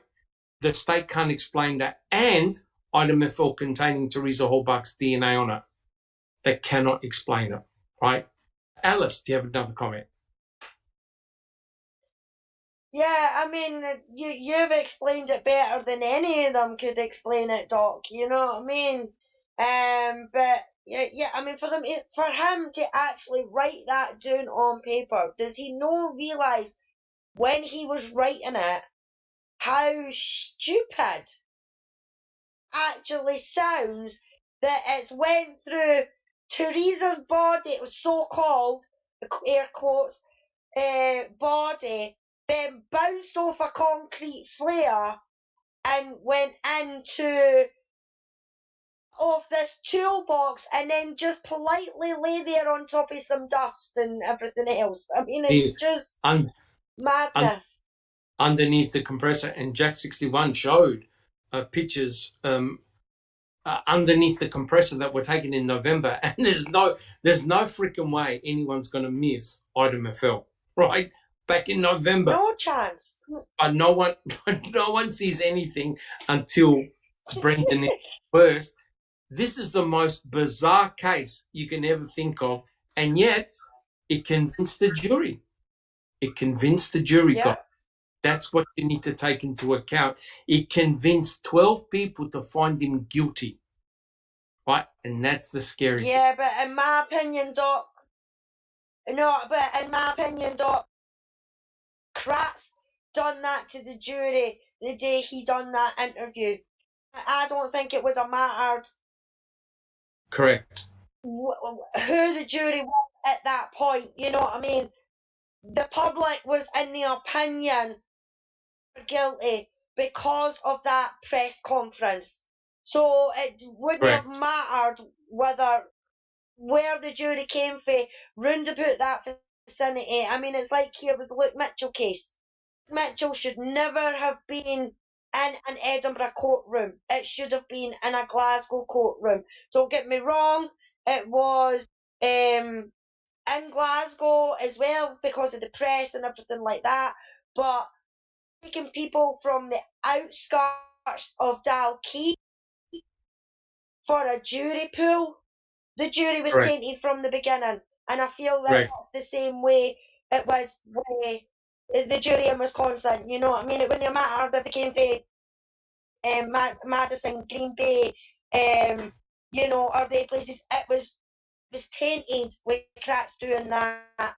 100% agree. So even any of the evidence, even the evidence that they put out, they might have thought that the bullet story was a load of rubbish, but because of the press conference and the details Kratz put out in that press conference, that tainted the jury pool right away. So it was an unfair trial for the very beginning, even without the evidence. 100% correct. Thank you so much there, Alice. Jack 61, do you have a comment?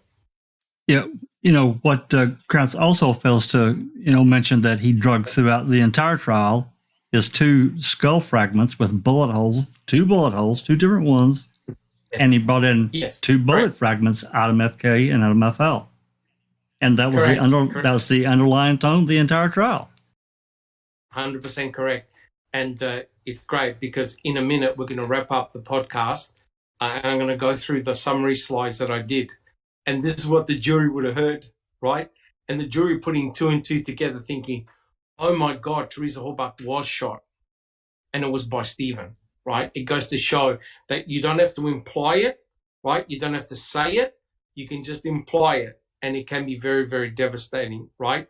You have a look what's happening with the Amber Heard, and I know I keep referring back to it, but it's like, it blows your mind. It's right? the same thing. It's the implication. It's exactly the same thing. And to prove it, I know Neville's going to say I'm not addicted or anything, but think about it, right? Every time Amber Heard appeared in public, you can't see anything. No bruises, no swelling, because she uses makeup. The day she puts in her restraining order against Johnny Depp, you can see a bruise, right? So she obviously didn't wear a makeup on that day. And as she walks out of the court, all the paparazzi are there, right? Now, of course, it was only a coincidence, right? Neverly, do you have a comment? When you asked that question, how did the bullet, do all of that, the magic bullet? I was going to say, just ask Amber, put her on the stand, and she will convince you on what happened. That's pretty much it. It's, yeah, we had great, funny theories in the chat. How did bullet do that? The wind may directed the bullet, Darth Vader deflected the bullet, and so forth. But Ronald D. Cass, our Ozark man, is asking, where is the ricochet mark on the toolbox? There's none. Right. To which Paul Papiat asked, who is Rick O'Shea? That's funny. Yeah, correct. Now, look, unfortunately, you've got Ken Kratz who has to speculate, right? He has to speculate about how the wood shards got on the bullet, how the red paint got onto the bullet. He had a go at Kathleen Zellner by making the chapstick comment that, they probably just put chapstick on the bullet. That was just a throwaway line. But Ken Kratz, I think, during a conference, a press conference, called it Chapstick Susie, right? Remember Jack 61? I believe that's what he called it. I think so too. Susie, yeah, I think so too. By coming up with how the DNA got actually on the bullet. It was only a throwaway line. She was just laughing, right? The only person who knows how that DNA got onto the bullet is Cherie Cohen, right? And remember, she contaminated the PCR negative control. So in essence, she never should have presented item FL in the first place. But now, the frustrating thing is, item FL is procedurally barred. So Kathleen Zellner can't present item FL again, right? Because it's procedurally barred. All right. So guys, do we have any final comments so far? We're all good. Okay. So guys, what I'll do, that's the end of item FL in Ken Kratz's book. But what I want to do now is to present to you two summary slides. Now, pretend you are the jury, right? You're sitting in the courthouse and you're listening to all of this. Jack 61, are you able to put up the first picture, please? All right. So you're the jury and you're listening to this. Okay. So they found a Marlin Glenfield Model 60 rifle that was in Stephen Avery's bedroom, right? So the rifle was found in Stephen Avery's bedroom and it had definitely fired item FL, which is a .22 caliber bullet, right? Now, this particular rifle was confiscated from Stephen Avery's bedroom. And as a result of confiscating that rifle, Stephen Avery was arrested for a felon in possession of a weapon, right? So even though that rifle there, the Model 60 rifle, the Glenfield Model 60 rifle, did not belong to Stephen Avery, it actually belonged to the owner of the trailer, which was Roland Johnson, because the rifle was technically in possession of Stephen Avery. He got arrested, right? November the 9th, he got arrested. And we've seen the interview with Fassbender and Wiegert where he gets arrested. Now, William Newhouse, right, examined item FL. Right? Now, remember, you're in the court listening to all of this. So, one, the rifle was found in Stephen Avery's bedroom. Two, William Newhouse examines item FL, right? And he puts it under a microscope and he says, I looked at the grooves and landings on item FL and I can definitively say that of all the rifles in the world, it was fired by the rifle in Stephen Avery's bedroom. So the jury are going, the rifle in Stephen Avery's possession fired item FL. And item FL was found in Stephen Avery's garage, right? Now, item FL was taken by Cherie Cohen. and examined in the Wisconsin crime lab, right? Shariko Hain was able to extract, if you zoom out a little bit, Jack 61, item FL contains the full genomic profile belonging to Teresa Horbach, right? So the jury going, wait a minute, you have the rifle found in Stephen Avery's garage, the rifle found in Stephen Avery's trailer. It had fired item FL, and item FL contains the DNA of the victim, Teresa Horbach. This is not looking good for Steve. But wait a minute. They then find cranial bone fragments in Stephen Avery's burn pit, right? So they find several cranial bone fragments that contain beveling, right? Which means that a bullet or bullets, at least 2 bullets, have gone through Teresa Horbach's skull, causing beveling. And these cranial bone fragments contain internal beveling.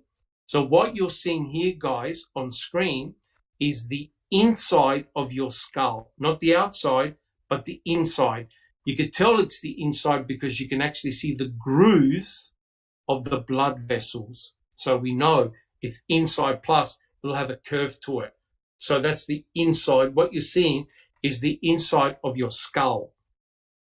So you've got cranial bone fragments that have got 2 bevelings, right? So we know that Teresa Horbach was shot at least twice in the skull, right? Once at the back of the head and one near the left temple, right? She was shot like an execution style shooting. So now you've got the rifle, item FL, that was fired from the rifle, and item FL has got genomic DNA belonging to Teresa Horbach, and they find cranial bone fragments, 2 of them with beveling in it, right? So the jury's thinking, oh my God. And to make matters worse, they x-ray the cranial bone fragments, right? They x-ray them. And lo and behold, what you find is the cranial bone fragments contain tiny flecks of lead, right? So what happens is when a bullet transits your skull, as it goes through the bone plates, it leaves part of its coat, which is lead, in the cranial bones, right? In the cranial bones. So now you've got this incredible evidence that suggests that 2 bullets at least went through her skull, right? So the jury's listening to all this. This is powerful evidence, right? So we discussed it last week. If you're listening to all this during the trial, you're going to say, oh my God, Stephen did do this. He shot her at least twice in the skull, right? Backing up what Brendan said. Because we get said, who shot her in the head? And Brendan agrees that it was Stephen, all right? So guys, from that review, do we have any questions so far? Any comments so far? Was that clear? Did everybody understand what I just presented? Yeah? Yep, perfect, Doc. Jack? Yep, yeah. Everyone's happy with that? Everyone's clear? All right, let's go to the final slide and then we'll end the podcast, right? Let's have a look at the final slide. Doc, I think Rhonda had a question. Oh, yes, just Rhonda. I just had a comment that's like really getting in my gut right now, and I have to just fucking say it. I am too inquisitive. I have too many questions, and I would have had so many questions as a juror in that trial. I would have hung the fucking jury. I would have hung it, because I could not have just bought some of this and some of that and a little bit of, well, that's okay. Well, I'm not that easily led and manipulated. I couldn't have done it. Okay, but that's an excellent point, because I forgot to say, if we can actually go back one more slide. Sorry, Jack 61, I forgot. This is an important point. If we can just go back to the previous slide. Okay, right down on the bottom right-hand corner, right? even though they found the lead fragments, Kenneth Olson, who does elemental analysis, he failed to link the cranial bone fragments, the lead in the cranial bone fragments, to item FL, right? So he said, oh, yeah, I found lead, but he never did an elemental analysis of item FL to those lead fragments, right? So if he showed that the two had the same composition, item FL and the lead flakes, if he showed that they were identical, then the conclusion, you can't escape the conclusion. Item FL struck Teresa Hallbach in the skull. Guys, do you agree? Yes or no? If that lead in those cranial bone fragments is the same as the elemental composition of item FL, then the conclusion is obvious. Item FL struck Teresa Hallbach in the skull, correct? Jack 61. Absolutely. There's no dispute. There's no dispute because you've got a cranial bone fragment. You've got beveling, which means the bone struck skull. The bullet went through the skull because you've got internal beveling, and you've got these lead flakes in the bone, which means item FL had to have gone through Teresa Hallbach's skull. But wait, it's worse. It means that it transited her skull. It went one and in and out, and it landed under the compressor. Somehow it went through her head, came out of her skull, and landed under the compressor with no blood, right? And remember what Jensen said? I had evidence that the bullet had the decedent's blood on it. So he's thinking, oh yeah, struck skull, went through the brain, and that's how it got the blood on it. But we know that there wasn't any blood. So you're the jury listening to all this, you're going, holy shit, it happened. She was shot. She was killed. Now, let's have a look at the final slide. This is not what the jury actually saw. And I know this is going to set Rhonda off. So if we can have a look at the final slide. Guys, this is the final slide of the presentation. Okay, so if we have a look at the rifle itself in Stephen Avery's bedroom, they found no DNA that belonged to Stephen Avery. They found no DNA that belonged to Teresa Hallbach. They found no blood on the rifle or the barrel, no blowback, because when you shoot someone, you get backspatter, fine mist of blood. They found none of that on the rifle. And believe it or not, they didn't even do fingerprint analysis. I checked. They didn't even look for fingerprints on that rifle, right? So if you have a look at the rifle itself, you can't link the rifle. You cannot put the rifle in Stephen Avery's hands, right? That's exactly what they were trying to do. They couldn't put the rifle in Stephen Avery's hands, right? Now we know, and there's no dispute, the rifle fired item FL because it's got the landings and grooves on that bullet, right? So it's diagnostic. When you fire a bullet down a barrel, it's got a spin and it leaves an impression on the bullet. You could do a test firing of the bullet and compare the two bullets. They were exactly the same.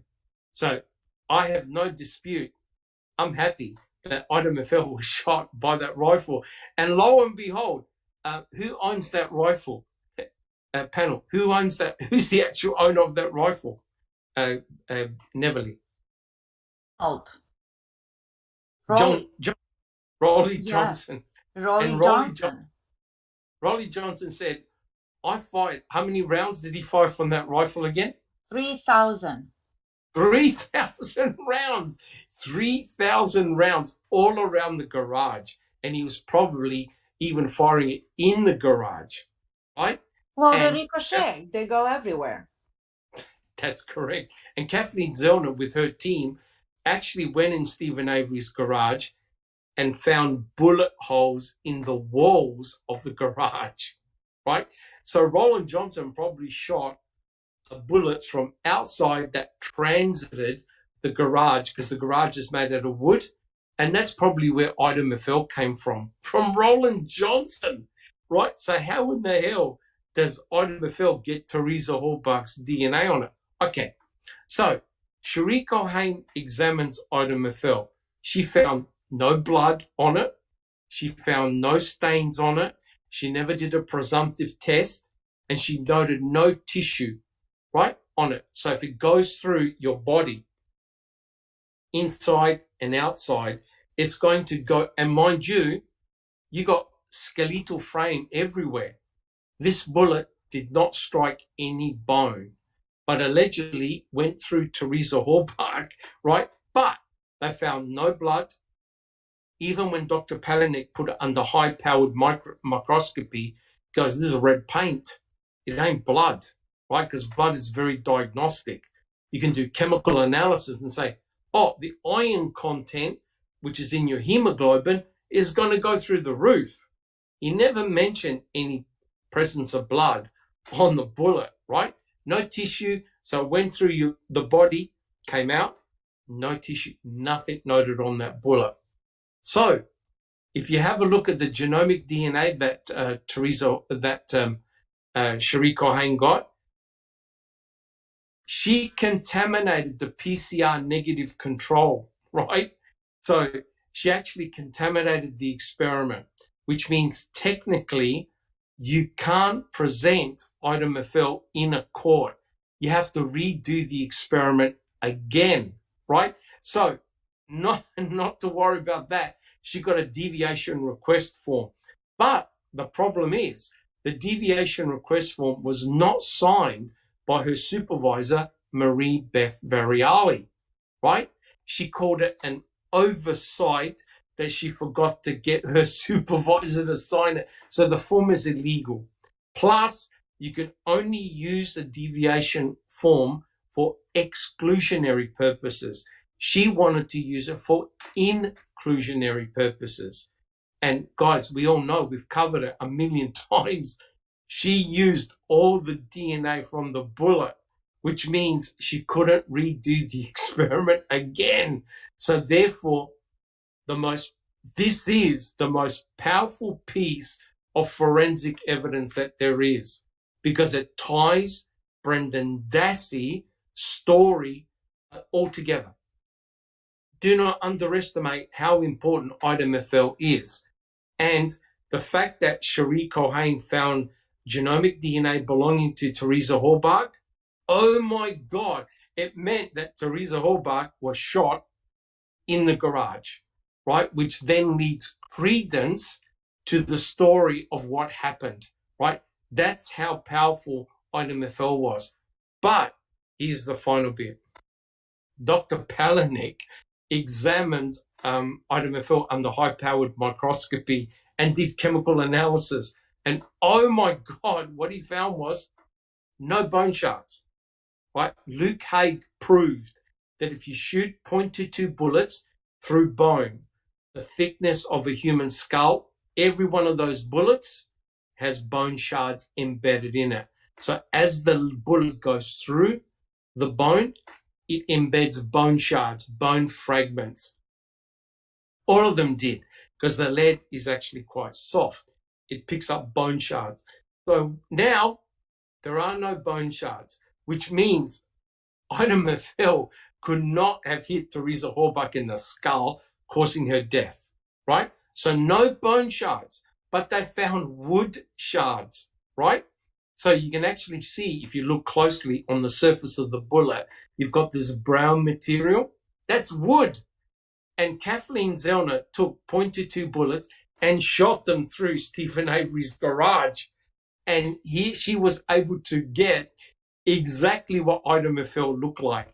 So as a scientist, right, she was able to reproduce the crime scene. And that is, Ida Mafel never hit bone. Ida Mafel hit wood, right? So on the surface of that bullet, Dr. Palanik discovered wood shards, red paint, and also wax and cotton fibers, right? Now, Cherie Cohen said she never swabbed Ida Mafel. So it's got fibers. If you have a look at the wall of Stephen Avery's garage, there's padding, right? Potentially, the bullet could have gone through that padding and picked up some of these fibers. So all the evidence points to Ida Mafel having struck wood, not bone. So now the state has got this embarrassing situation whereby he can't explain anything and is now scratching their heads thinking, how the hell did it pick up Teresa Halbach's DNA? But guys, we already know that Cherie Cohen had contaminated the PCR control. So there's two options. One, the DNA accidentally got cross-contaminated in Ida Mafel, or, and I believe this is what happened, Cohen deliberately added Teresa Halbach's DNA to that tube, right? So now she was able to suffice two criteria. What Fassbender wanted, put her in the garage and in the trailer. The key, the bullet, and guess what, guys? She used up the DNA for the key and the bullet. And before I ask my panel, here's the problem. Had Dr. Palanik been as part of Stephen's defense team, he would have said, Ida Mafel never struck bone. Right? It never struck bone. Otherwise, it would have had bone shards. It's not, and it wasn't the cause of the beveling in the cranial bone fragments. So hence that lead fragment, those lead flakes, would not have been from Ida Mafel, because Ida Mafel would have left itself in the cranial bone fragments. And hence, it's not the cause of death of Teresa Halbach. So that major piece of evidence that the state never said Ida Mafel struck bone, but had implied it.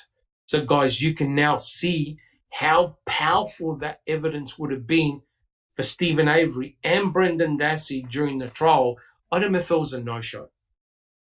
Alice, do you have a comment? Yeah, but you've also got to remember as well, Doc, that the jury was tainted for the beginning as well. I mean, I've seen some people speaking about the jury in chat. What you've got to remember as well, that some of the members of the jury was, if I remember right, a couple of them. One of them, their wife worked for the actual sheriff's office, clerk's office.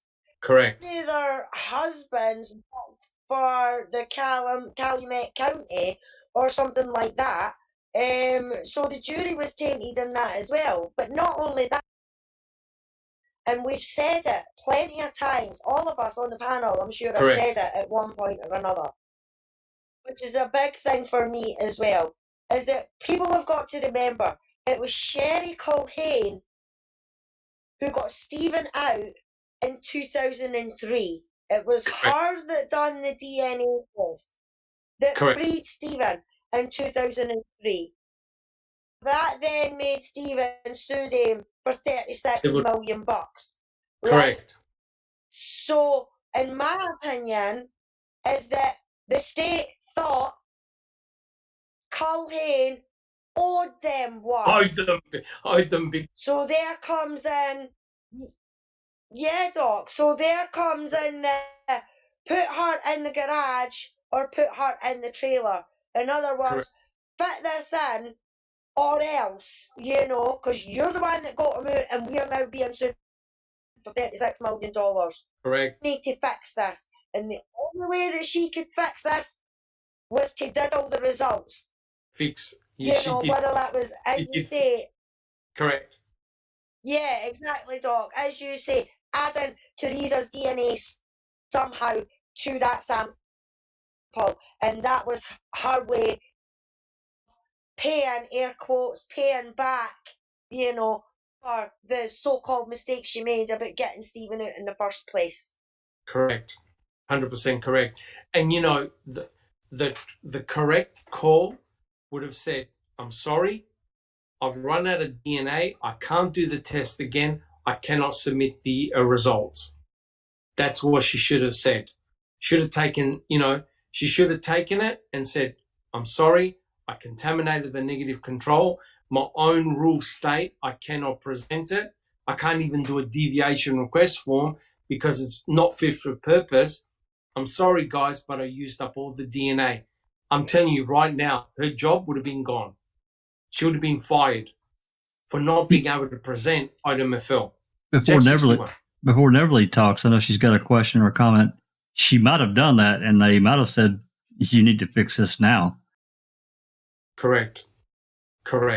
And that explains why the deviation request form was not signed by her supervisor, because the supervisor says, you want me to put my head on the line for this? You've got to be joking, right? So she never got her own immediate supervisor to sign that form. And Neverly, do you have a comment? It's in the chat. Anthony Hills asked the red paint from the garage and the wood from the garage, but mostly the red paint. Was that on the inside, or was there red paint on the inside of the garage or on the outside of the garage? I think on the outside.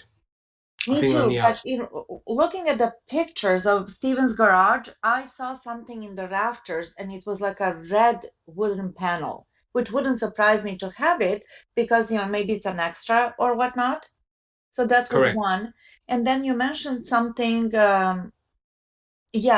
Cherie Cohane apparently did not swab the bullet. Why not? No, because what she does, this is unbelievable, right? What she does is she'll get a piece of evidence, right? And she'll look for a stain on the evidence, right? So if she sees a stain, she does a presumptive test. If that presumptive test comes up positive, it means that there's blood, which means that you can extract genomic DNA from that blood, right? From white blood cells, not red blood cells. So if she looks at that piece of forensic evidence and doesn't see a stain, she doesn't waste her time. Her way of thinking is, well, there's no stain here. I can't swab it for presumptive test. Forget about it. However, for the key and the bullet, she saw no blood, but yet went and extracted genomic DNA from both items. So from the key, she was able to get Stephen Avery's genomic DNA, only Stephen's, and from the bullet, Teresa Hallbach's DNA. So in either case, she swabbed the whole item to extract DNA, even though there was no evidence of any blood on those objects. So she actually broke her own rules of how she proceeds to test forensic evidence. Thank you, I don't Neverly. know. I'm not Cherie Cohane, but if I received a bullet to process a bullet, don't you think that there may be some blood, some occult blood somewhere? Because it's a bullet and you claim that maybe this person was shot 10, 11 times, possibly in the head. Don't you think that it's only logical to still swab it? Because you can't just see it. The bullet is not a foot big. It's teeny. No. Guys, you don't understand. If she swabbed the bullet, it meant that she potentially could have lost a lot of the sample of DNA on that bullet, right? You understand? So if she took a swab from the bullet and there was potentially blood or whatever on that bullet, and she then did a presumptive test and it came up negative, then she's potentially lost she's lost sample that's on the bullet. So her thinking was, better wash the whole bullet in the hope that I can get something from the bullet, right? But instead of keeping half the sample after the extraction, she utilized the whole lot, which when you do an experiment, you never, ever do, right? So when you extract DNA from any object, anything, you keep at least half. You take half out, you keep the rest in case you have to repeat the experiment. In her brain, she decided, no, I'm going to use the entire lot, which means that you and I and nobody else can go back and re-extract from that bullet. So all the DNA, convenient. as Bibi would say, how convenient. Correct. Yeah, am I wrong to say that Cherie Culhane volunteered to be on Stephen's case in 2005? She put her hand up and volunteered. That's what I thought. She volunteered herself. She's not. That's what I thought. She's not a. You know that Erdl could have done all of the DNA analysis. John Erdl, because he's a DNA. He's got a background in DNA. It wasn't him that did it. It wasn't any other technician that did it. Cherie Culhane put her hand up and says, "I'll take the case. I'll take the case." Nice. So she, yeah.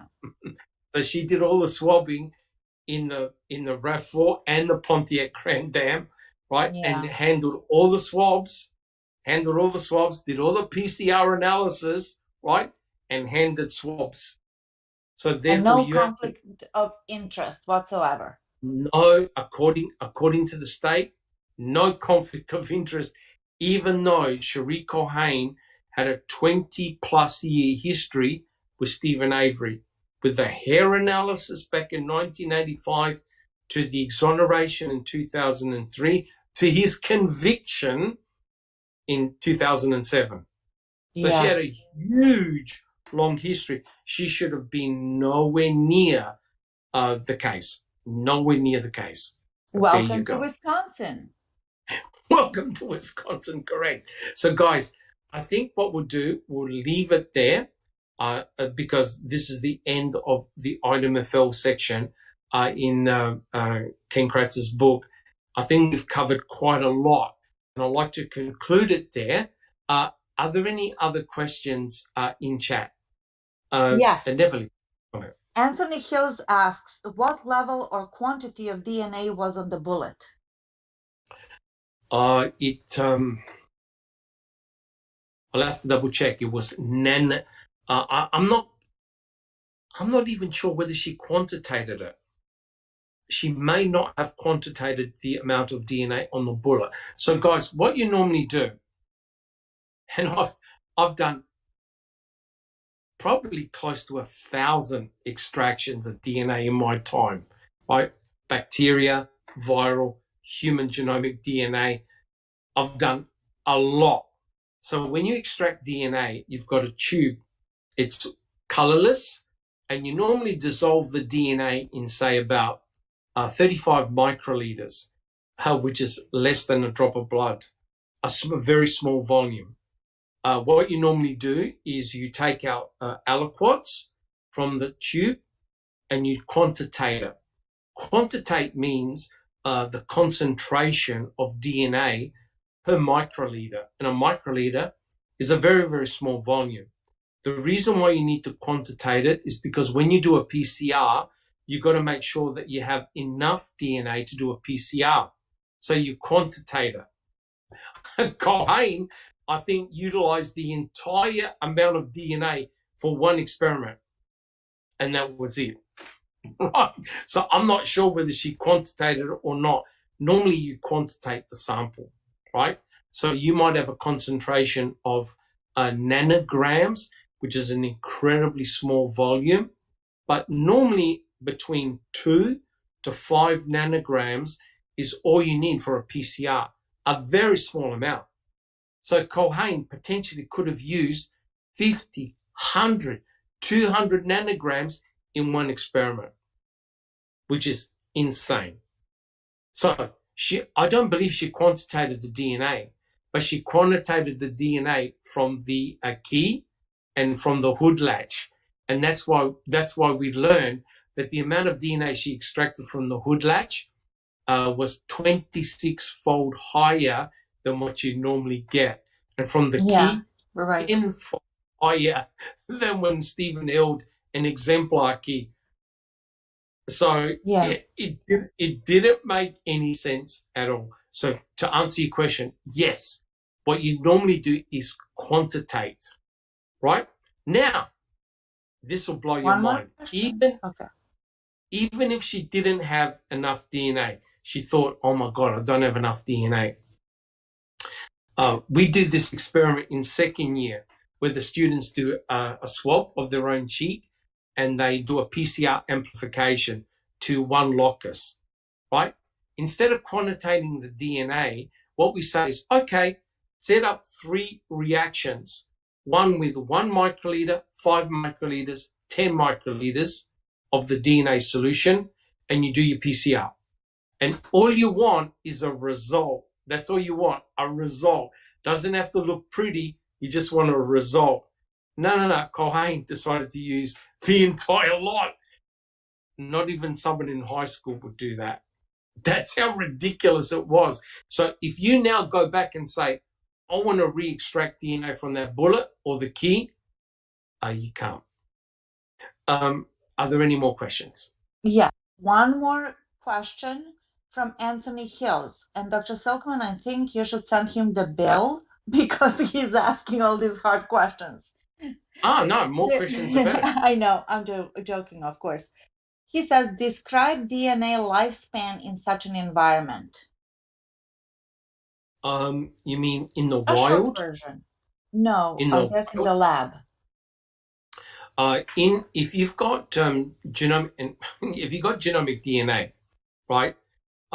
You put it in a buffer solution.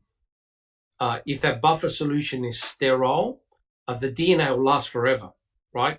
Because what we do in the laboratory, we place our DNA samples in Eppendorf tubes, which are sealed, so nothing can get in.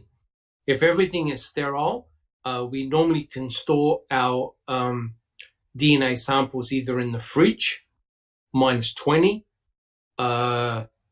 I'm not 100% sure about -70, but we put it in the deep freeze. Once the DNA is in that status and it's in a buffer solution, it can last for many, many years. If you expose DNA to UV light, chemicals, you break the DNA down. The DNA will degrade. DNA in the wild normally is exposed to the elements, especially DNA that's present in cells. So if it's a metallic surface, if there's dirt or anything like that, presence of bacteria, fungi, any chemicals will start degrading your DNA, right? Start breaking it down. If you break down your genomic DNA, right, it means that when you try and do a PCR, you're not going to get a full profile, right? Heat, chemicals, UV light will destroy your DNA, will start to fragment your DNA. Correct. But in the lab, once you isolate genomic DNA, should last for many, many years. Correct. Thank you, Mr. Silkman. Yeah, Andy B. Don't go. I got it. Andy B says, what about this zipper voicemail I've heard about? Anybody else on the panel want to talk about that? That it's gone. That voicemail is gone. The recording is gone. Is that correct, Jack 61? We've got no evidence of it now. Yeah, the ends of it is that Zellner requested it from Manitowoc. They said, we don't have it. She requested it from Queso. They said, they don't have it. No one has it. Surprisingly, though, it did end up on Kress's evidence list for a month before trial. Don't know what that means, but it's really strange that if they didn't have it, why is it on his evidence list? But correct. As far as we know, yeah, it was never heard. It was that recording was never listened to by anyone publicly. Anyway, we have no evidence of it. Correct. And just thank you, Jack 61. Just to answer some of the questions in chat. Yeah, I mean, a bullet sitting on dirt and concrete dust for like months, after October the 31st, presumably she was shot on October the 31st, and they find it on March the 2nd, many, many months sitting on concrete dust. Man, the DNA would not have been too good. I'm sure of it. And Cherie Cohen got a robust profile from the bullet. Maybe she's a brilliant laboratory technician. I don't know. but it doesn't look too good, in my opinion. Neville, did you have another question? No, that's all. I saw that you caught that Anthony Hills was actually asking about DNA on the floor of the garage, not in the lab. Thank you. Correct. In the laboratory, I've isolated hundreds and hundreds of samples of blood, human blood, and extracted genomic DNA from that blood because I did a lot of DNA family analyses, right? When you isolate the DNA you may have done it yourself in high school or university. When you isolate that genomic DNA, it's white, right? Very, very sticky white DNA. You spool it. We use a glass pipette in order to spool the DNA from solution. Right? It's like a glob. And then we desiccate the DNA and then put it in a buffer, right? When you isolate genomic DNA, you have to be extremely careful because it's fragile, right? DNA from your chromosomes is huge, massive, millions of bases long. You have to be very careful because if you're violent with the DNA, you shatter it, you break it up. So you've got to be very, very careful. But once you've isolated genomic DNA in a lab and you do it properly, the DNA is very, very stable. Now think about it. Cherie Cohen isolated DNA from item BZ, which was charred muscle tissue, right? The mere fact that she got any of the loci to come up is a pure miracle, because if you expose tissue to heat, you destroy that DNA. That's why they try and extract mitochondria from bones, because mitochondria, there's a lot of copies of it, much more stable. But the cremains have all been given back to the Hallbark family. We can't do that anymore. Okay, guys. Are there any other further questions? Hopefully that was a really good discussion that you found very useful. I just wanted to wrap up item FL. So you can see, guys, if you heard item FL, the evidence that was presented, especially from Eisenberg and Dr. Jensen, you too would have said, Stephen, you're guilty. But now, once you hear all the other evidence surrounding item FL, you're going, item FL is a dud. You know, Cherie Cohen, how did you get that DNA on that bullet, right? So you can see you shift the side of the story. Jack 61, do you have a comment? Just briefly, Sherry Lynn had put in the office above chat asking about Roland Johnson. Have anyone ever really looked into him? And I know that there was some inquiries made. It's probably been 4 or 5 years, just to find out who he is and what he was about. There is some information publicly available.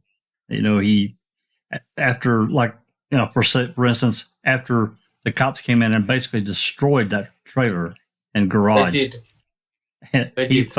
He filed to have them repair it, and they basically told him to screw off. They wouldn't do it, and they didn't. He ended up having to, whatever repairs were done, he had to foot the bill for that. So correct. I don't know if anyone's living in that trailer, but they basically trashed it. They completely trashed it when they were going through it. Correct.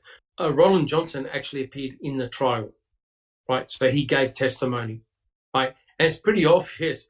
It's pretty obvious that the likelihood of who fired item FL was himself. And he admitted firing around the garage. You know how shells, they fly off. And Stephen Avery used to pick up the shells around the garage when he used to cut the lawn.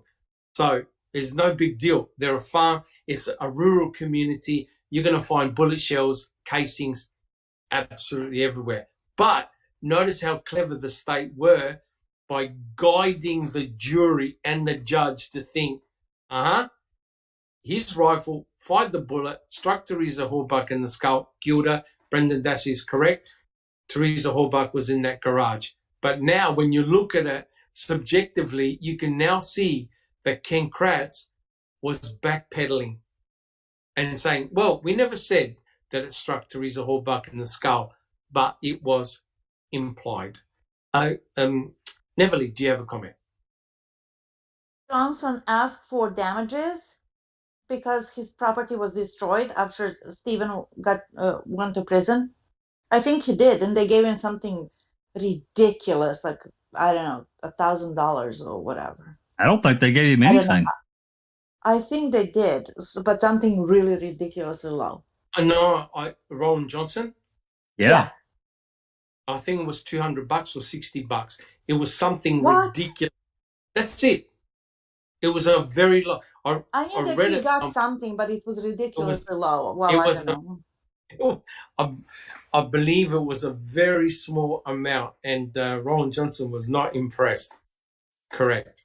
And considering that of all the trashing they did of that trailer and garage, Andy's trying to put books back into this bookcase so they want to clean up. Are you kidding me?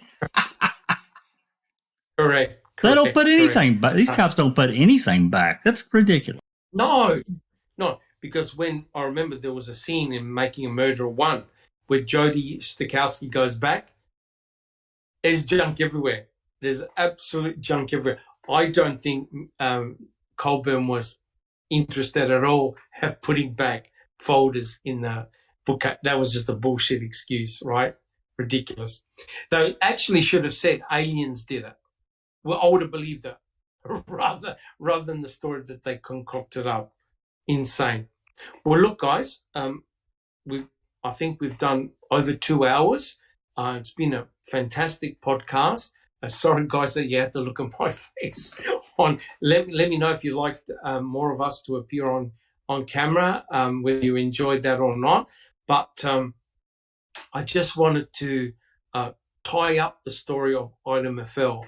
That was a very, very interesting story. Certainly grinds my gears every time people talk about Ida Maffel. It drives me insane. And as Jack61 alluded to, you can argue with guilters till the cows come home. They won't get it. They don't understand it.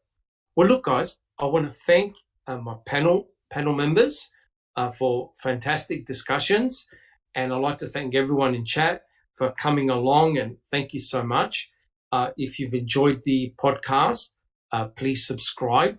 If you like our podcast, give us a thumbs up. Leave your DNA on the thumbs up button. I'll make sure that Colhane doesn't go anywhere near that DNA. Thank you so much for your support, and also for subscribers. You can actually see when you subscribe on YouTube, you get it like a crown or something like that. Thank you so much. That support means a lot to us. Please join us in Discord for discussions. Yes, I know. I just want to say to Sherry Lynn, a lot of us are distracted by another trial at the moment. So, but I'm sure it'll be over soon, and we'll get back into it. I try and answer as many questions as I can. Please leave comments in down below, and I'll try and answer. And anyone on the panel will try and answer your questions. And guys, we will see you all next week. But before we go, I want the panel to spend 1 or 2 minutes on the Amber and Johnny Depp trial. Okay, Alice, would you like to go first?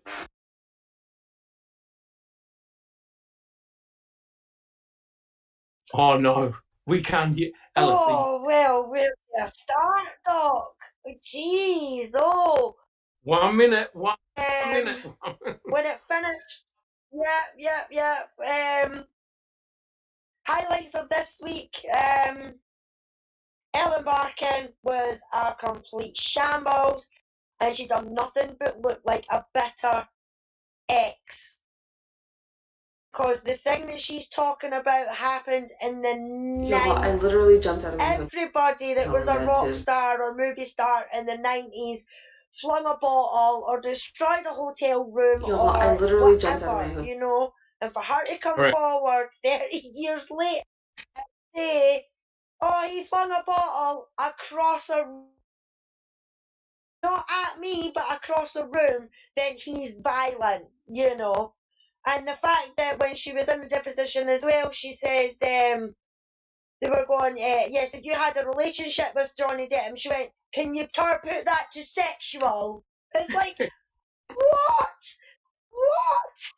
But, You know, but the faces that she was pulling into the camera. why It's would you just, embarrass? you could clearly see, Doc, that she was a bitter ex. Correct. Thank you so much, Alice. I know we can talk about it for hours.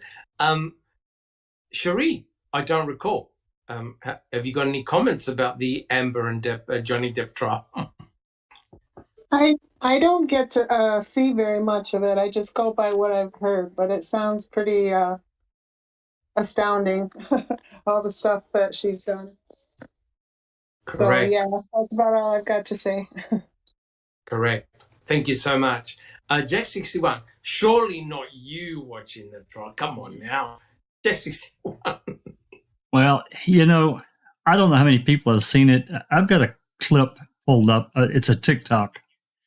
It's almost 3 minutes now. This is your podcast, Doc. Now, if you don't want me to play that long of a clip, I can summarize it. But this one, Look, no, play it because we're going to get 100,000 subscribers. Play it. Okay, just give me just 1 second.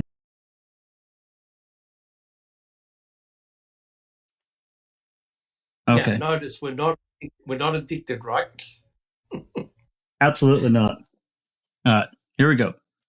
Hopefully everybody will be able to hear this just fine. I got it turned all the way up. All right, here we go.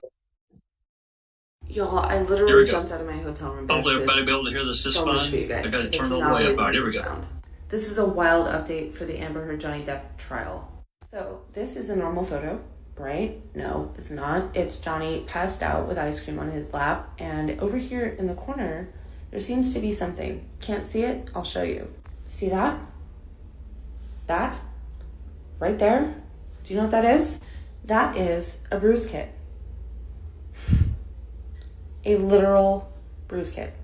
A Ben Nye theatrical bruise kit. This is the color wheel so that you can see what that particular palette is for him. And you know that it's the bruise kit because it has yellow in it, and the orange, and the purple, and the dark red. There's the photo once again, just so you can reference it one more time. This is crazy. I'm sorry, you can hear my fan in my hotel room right now. In LA when I leave the house, paparazzi type of photograph. So I'm somewhat aware of that anyway. And no woman wants to walk around with a bruise on her face. Unless you're you. So if I do have a bruise on my face or someplace visible, the main thing, you have to ice right away to reduce swelling because no amount of makeup can fix swelling. No, it can't. But it's very manageable if you ice it really soon. Arnica is also a great remedy, Arnica cream. And then if you want to cover up a bruise, you obviously put foundation first, concealer, and then on top of that, I use a bruise kit. Not a bruise kit, it's a theater makeup kit. This woman, this lying piece of literal human trash is sitting there on the stand saying that she covered her own face with a bruise kit, that she put on her concealer and her foundation and then used a bruise kit over all of that. Because she is lying. She is lying. If anybody else cannot see this by now, it is insane. And then takes a photo of Johnny passed out where she puts her own ice cream on him and lets it dribble down his legs and then takes a picture and sends it to Rocky. And then has the bruise kit sitting on the table. The same with the bed.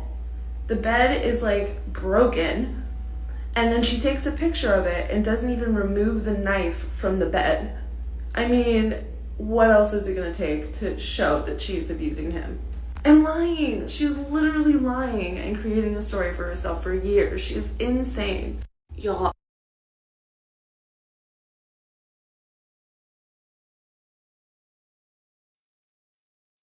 I just don't know what I can add to that, Doc. All I can say is, Jack 61, after playing that, we've got 100,000 new subscribers and 4,000 likes. It goes to show the power of social media, and it goes to show how many people are analysing the case, tearing it apart. Now imagine if foul play was around when the trial was actually live, the Stephen Avery, Brendan Dassey trial, right? You can imagine the impact of a panel like this, and of course many other YouTubers too, would have had back then as that trial was happening, right? It is amazing that we can watch this in real time. And there was a guy who's a lawyer and a woodworker, and he actually made a part of the bed, and he showed that the only way you're going to get that type of fracturing on the bed, Johnny Depp's bed, was if someone actually stuck a blade in the wood and chipped it off. It wasn't due to feet hanging on with shoes. It was actually due to a knife cut. And lo and behold, what do we find on the bed? It looks like a pocket knife, right? And what else can I say? All right, so is there anything else you want to say about the Amber Heard Johnny Depp trial, Jack 61? Not that you're addicted. No, Rhonda's asked me to play. She's got 2 short clips, and I want to make sure I'm trying to find where they're at. I see she made a couple of posts up there in that room. Help me out, Ron. And put them in the on-air text chat. I thought I was pretty clever. They're pretty funny. Oh, you're putting them in the on-air text chat? And then you can just put them in whatever you're in the Johnny Depp room. Yeah. And now I can't find the Depp room. There it is. Okay. I'll put the first one in. Oh. So we've got a couple of more clips. Yeah, they're only 15 seconds long each. Okay. Here comes the first one.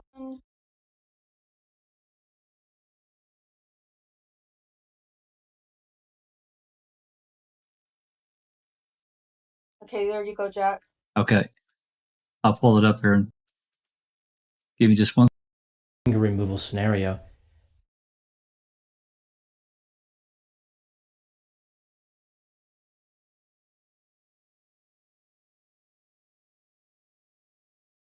It might just be double of the same thing because I didn't really listen to them before I put them in, but they're still funny. I think they're funny. But I get quite a kick out of myself, so. All right, here goes the first. The testimony of Amber Heard on day 17 of the Johnny. I did that wrong. You had that at a certain point. You had that at a certain point, didn't you? Well, no. Just the clip. It's 15 seconds. This clip is 16 minutes.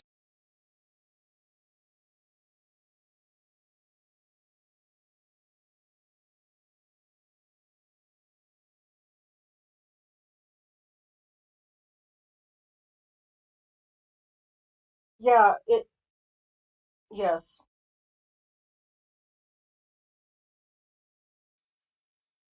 Hold on. I know which clip is that. I was going to talk about it. Hold on. Started and perpetuated. I know which clip is that. Oh, maybe it's not going to work. It says share clip. Yeah, just share the clip. Yeah, here we go. See if I can get it this.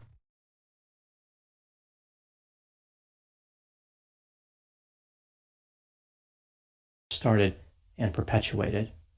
I believe that Amber was responsible for the steaming pile on the bed, so to speak, not a teacup Yorkie. I think the teacup Yorkie has a better defamation case than either Johnny or Amber. My opinion started. Is it not? If it doesn't drop in, it's okay. You can just go into the Johnny. It played. Oh, did it? Oh, I didn't hear it.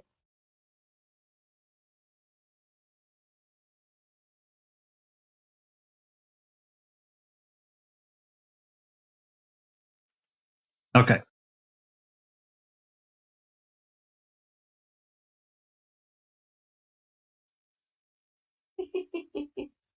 That's all. You don't have to play the second one. Yep. All right, Doc.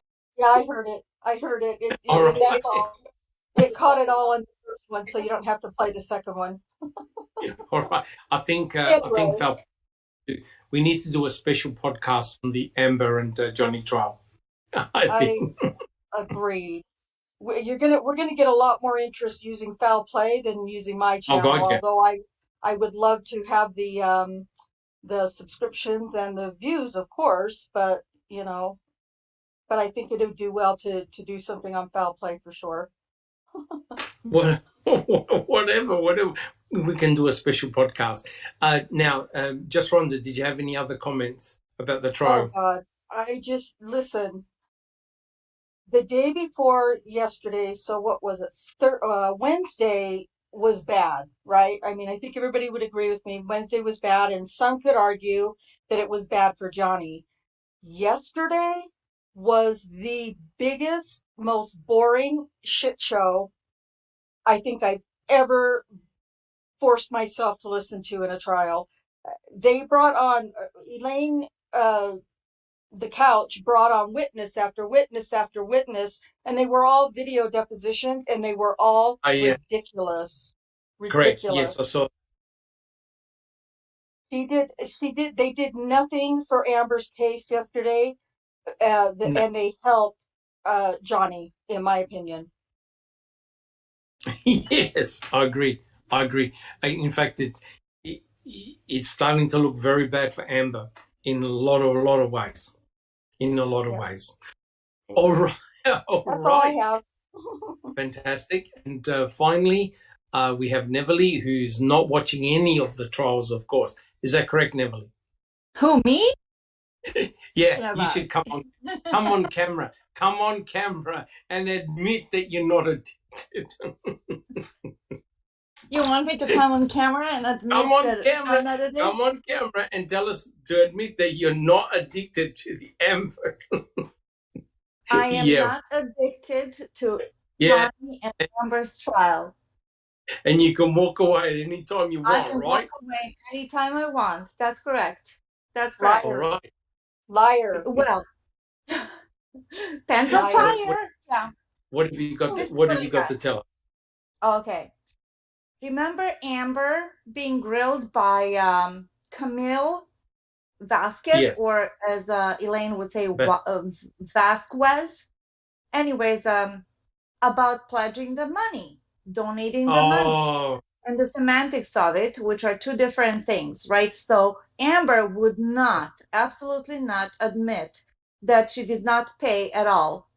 So she kept saying, that's correct, I pledged the money, but you did not pay, you did not donate. That's not correct. I pledged it. So they went back and forth for what it seemed like 3 hours. And then the same Dr. Grande that Rhonda provided that little clip for, he was funny. Yes. His sense of humor is very dry, very clever.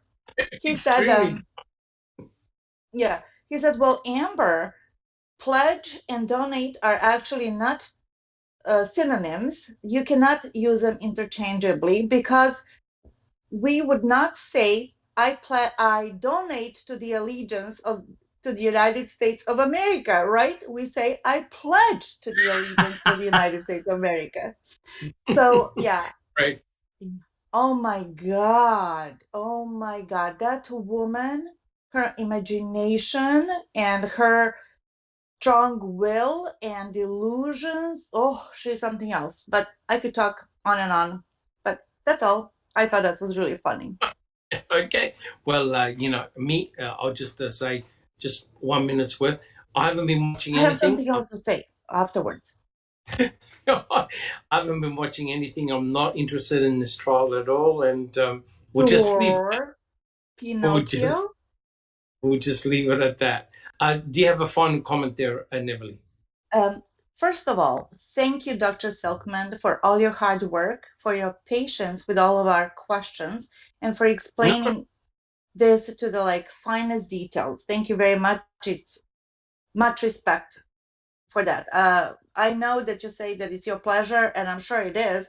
However, it's a lot of work, and we recognize that and we appreciate it. Okay. No, I'm very lucky and very fortunate to have all you guys as part of the panel and to be a small part of Foul Play. It's awesome. It really is. I'm very lucky. It really is a great group. You should check out our Discord channel and, of course, our webpage where there's a lot of great documentation there, and your Riz has done a lot of really fantastic work. We're very fortunate to have all of that at our. And then of course, BW Haggis became a member, and she joined Discord. So that's awesome. It's awesome. It's always somebody there. Yes, there's always somebody there. And Sherilyn Pontia will welcome you, and so and many other people. And also Chair Yoga for the Ageless asked, did you donate or pledge that money that you were talking about to the foundation? That's clever. Yeah. That's very clever, very fitting. And yes, we actually paid the money, so there's no mistakes. Correct. And, it's only a small amount, but at least it's a start. And it goes to show your fantastic support. And like I said, I've got my T-shirt on, coffee mug. Even just a little small thing helps out a lot of people and it spreads the word throughout the community. So in that regard, it's awesome to be part of this. Thank you, Neverly. Any other additional comments, or that's it? No, I want to thank the panel and, of course, our supporters. Hey, you guys are great. All the questions are welcome. You're funny. And it's great to meet up like this once a week. Thank you so much. Awesome. Thank you so much there, Neverly. Well, look, I'd like to say a big thank you for everyone. Thank you for joining us. It's been really great. Next week, we start a new section in the book. So we're nearly coming towards the end of Ken Kratz's book. I think the panel has done, and also people in chat have done an incredible job sorting out the book, sorting out what's the truth, what's the lies. And I think it's been awesome. We've spent over a year, and nobody spends over a year analysing any book, but it goes to show that we've been very, very thorough. We haven't left anything out, and I hope you guys have enjoyed what we've done so far, and we will catch you all next week. Fantastic. Take care, guys. This has been a Foul Play production.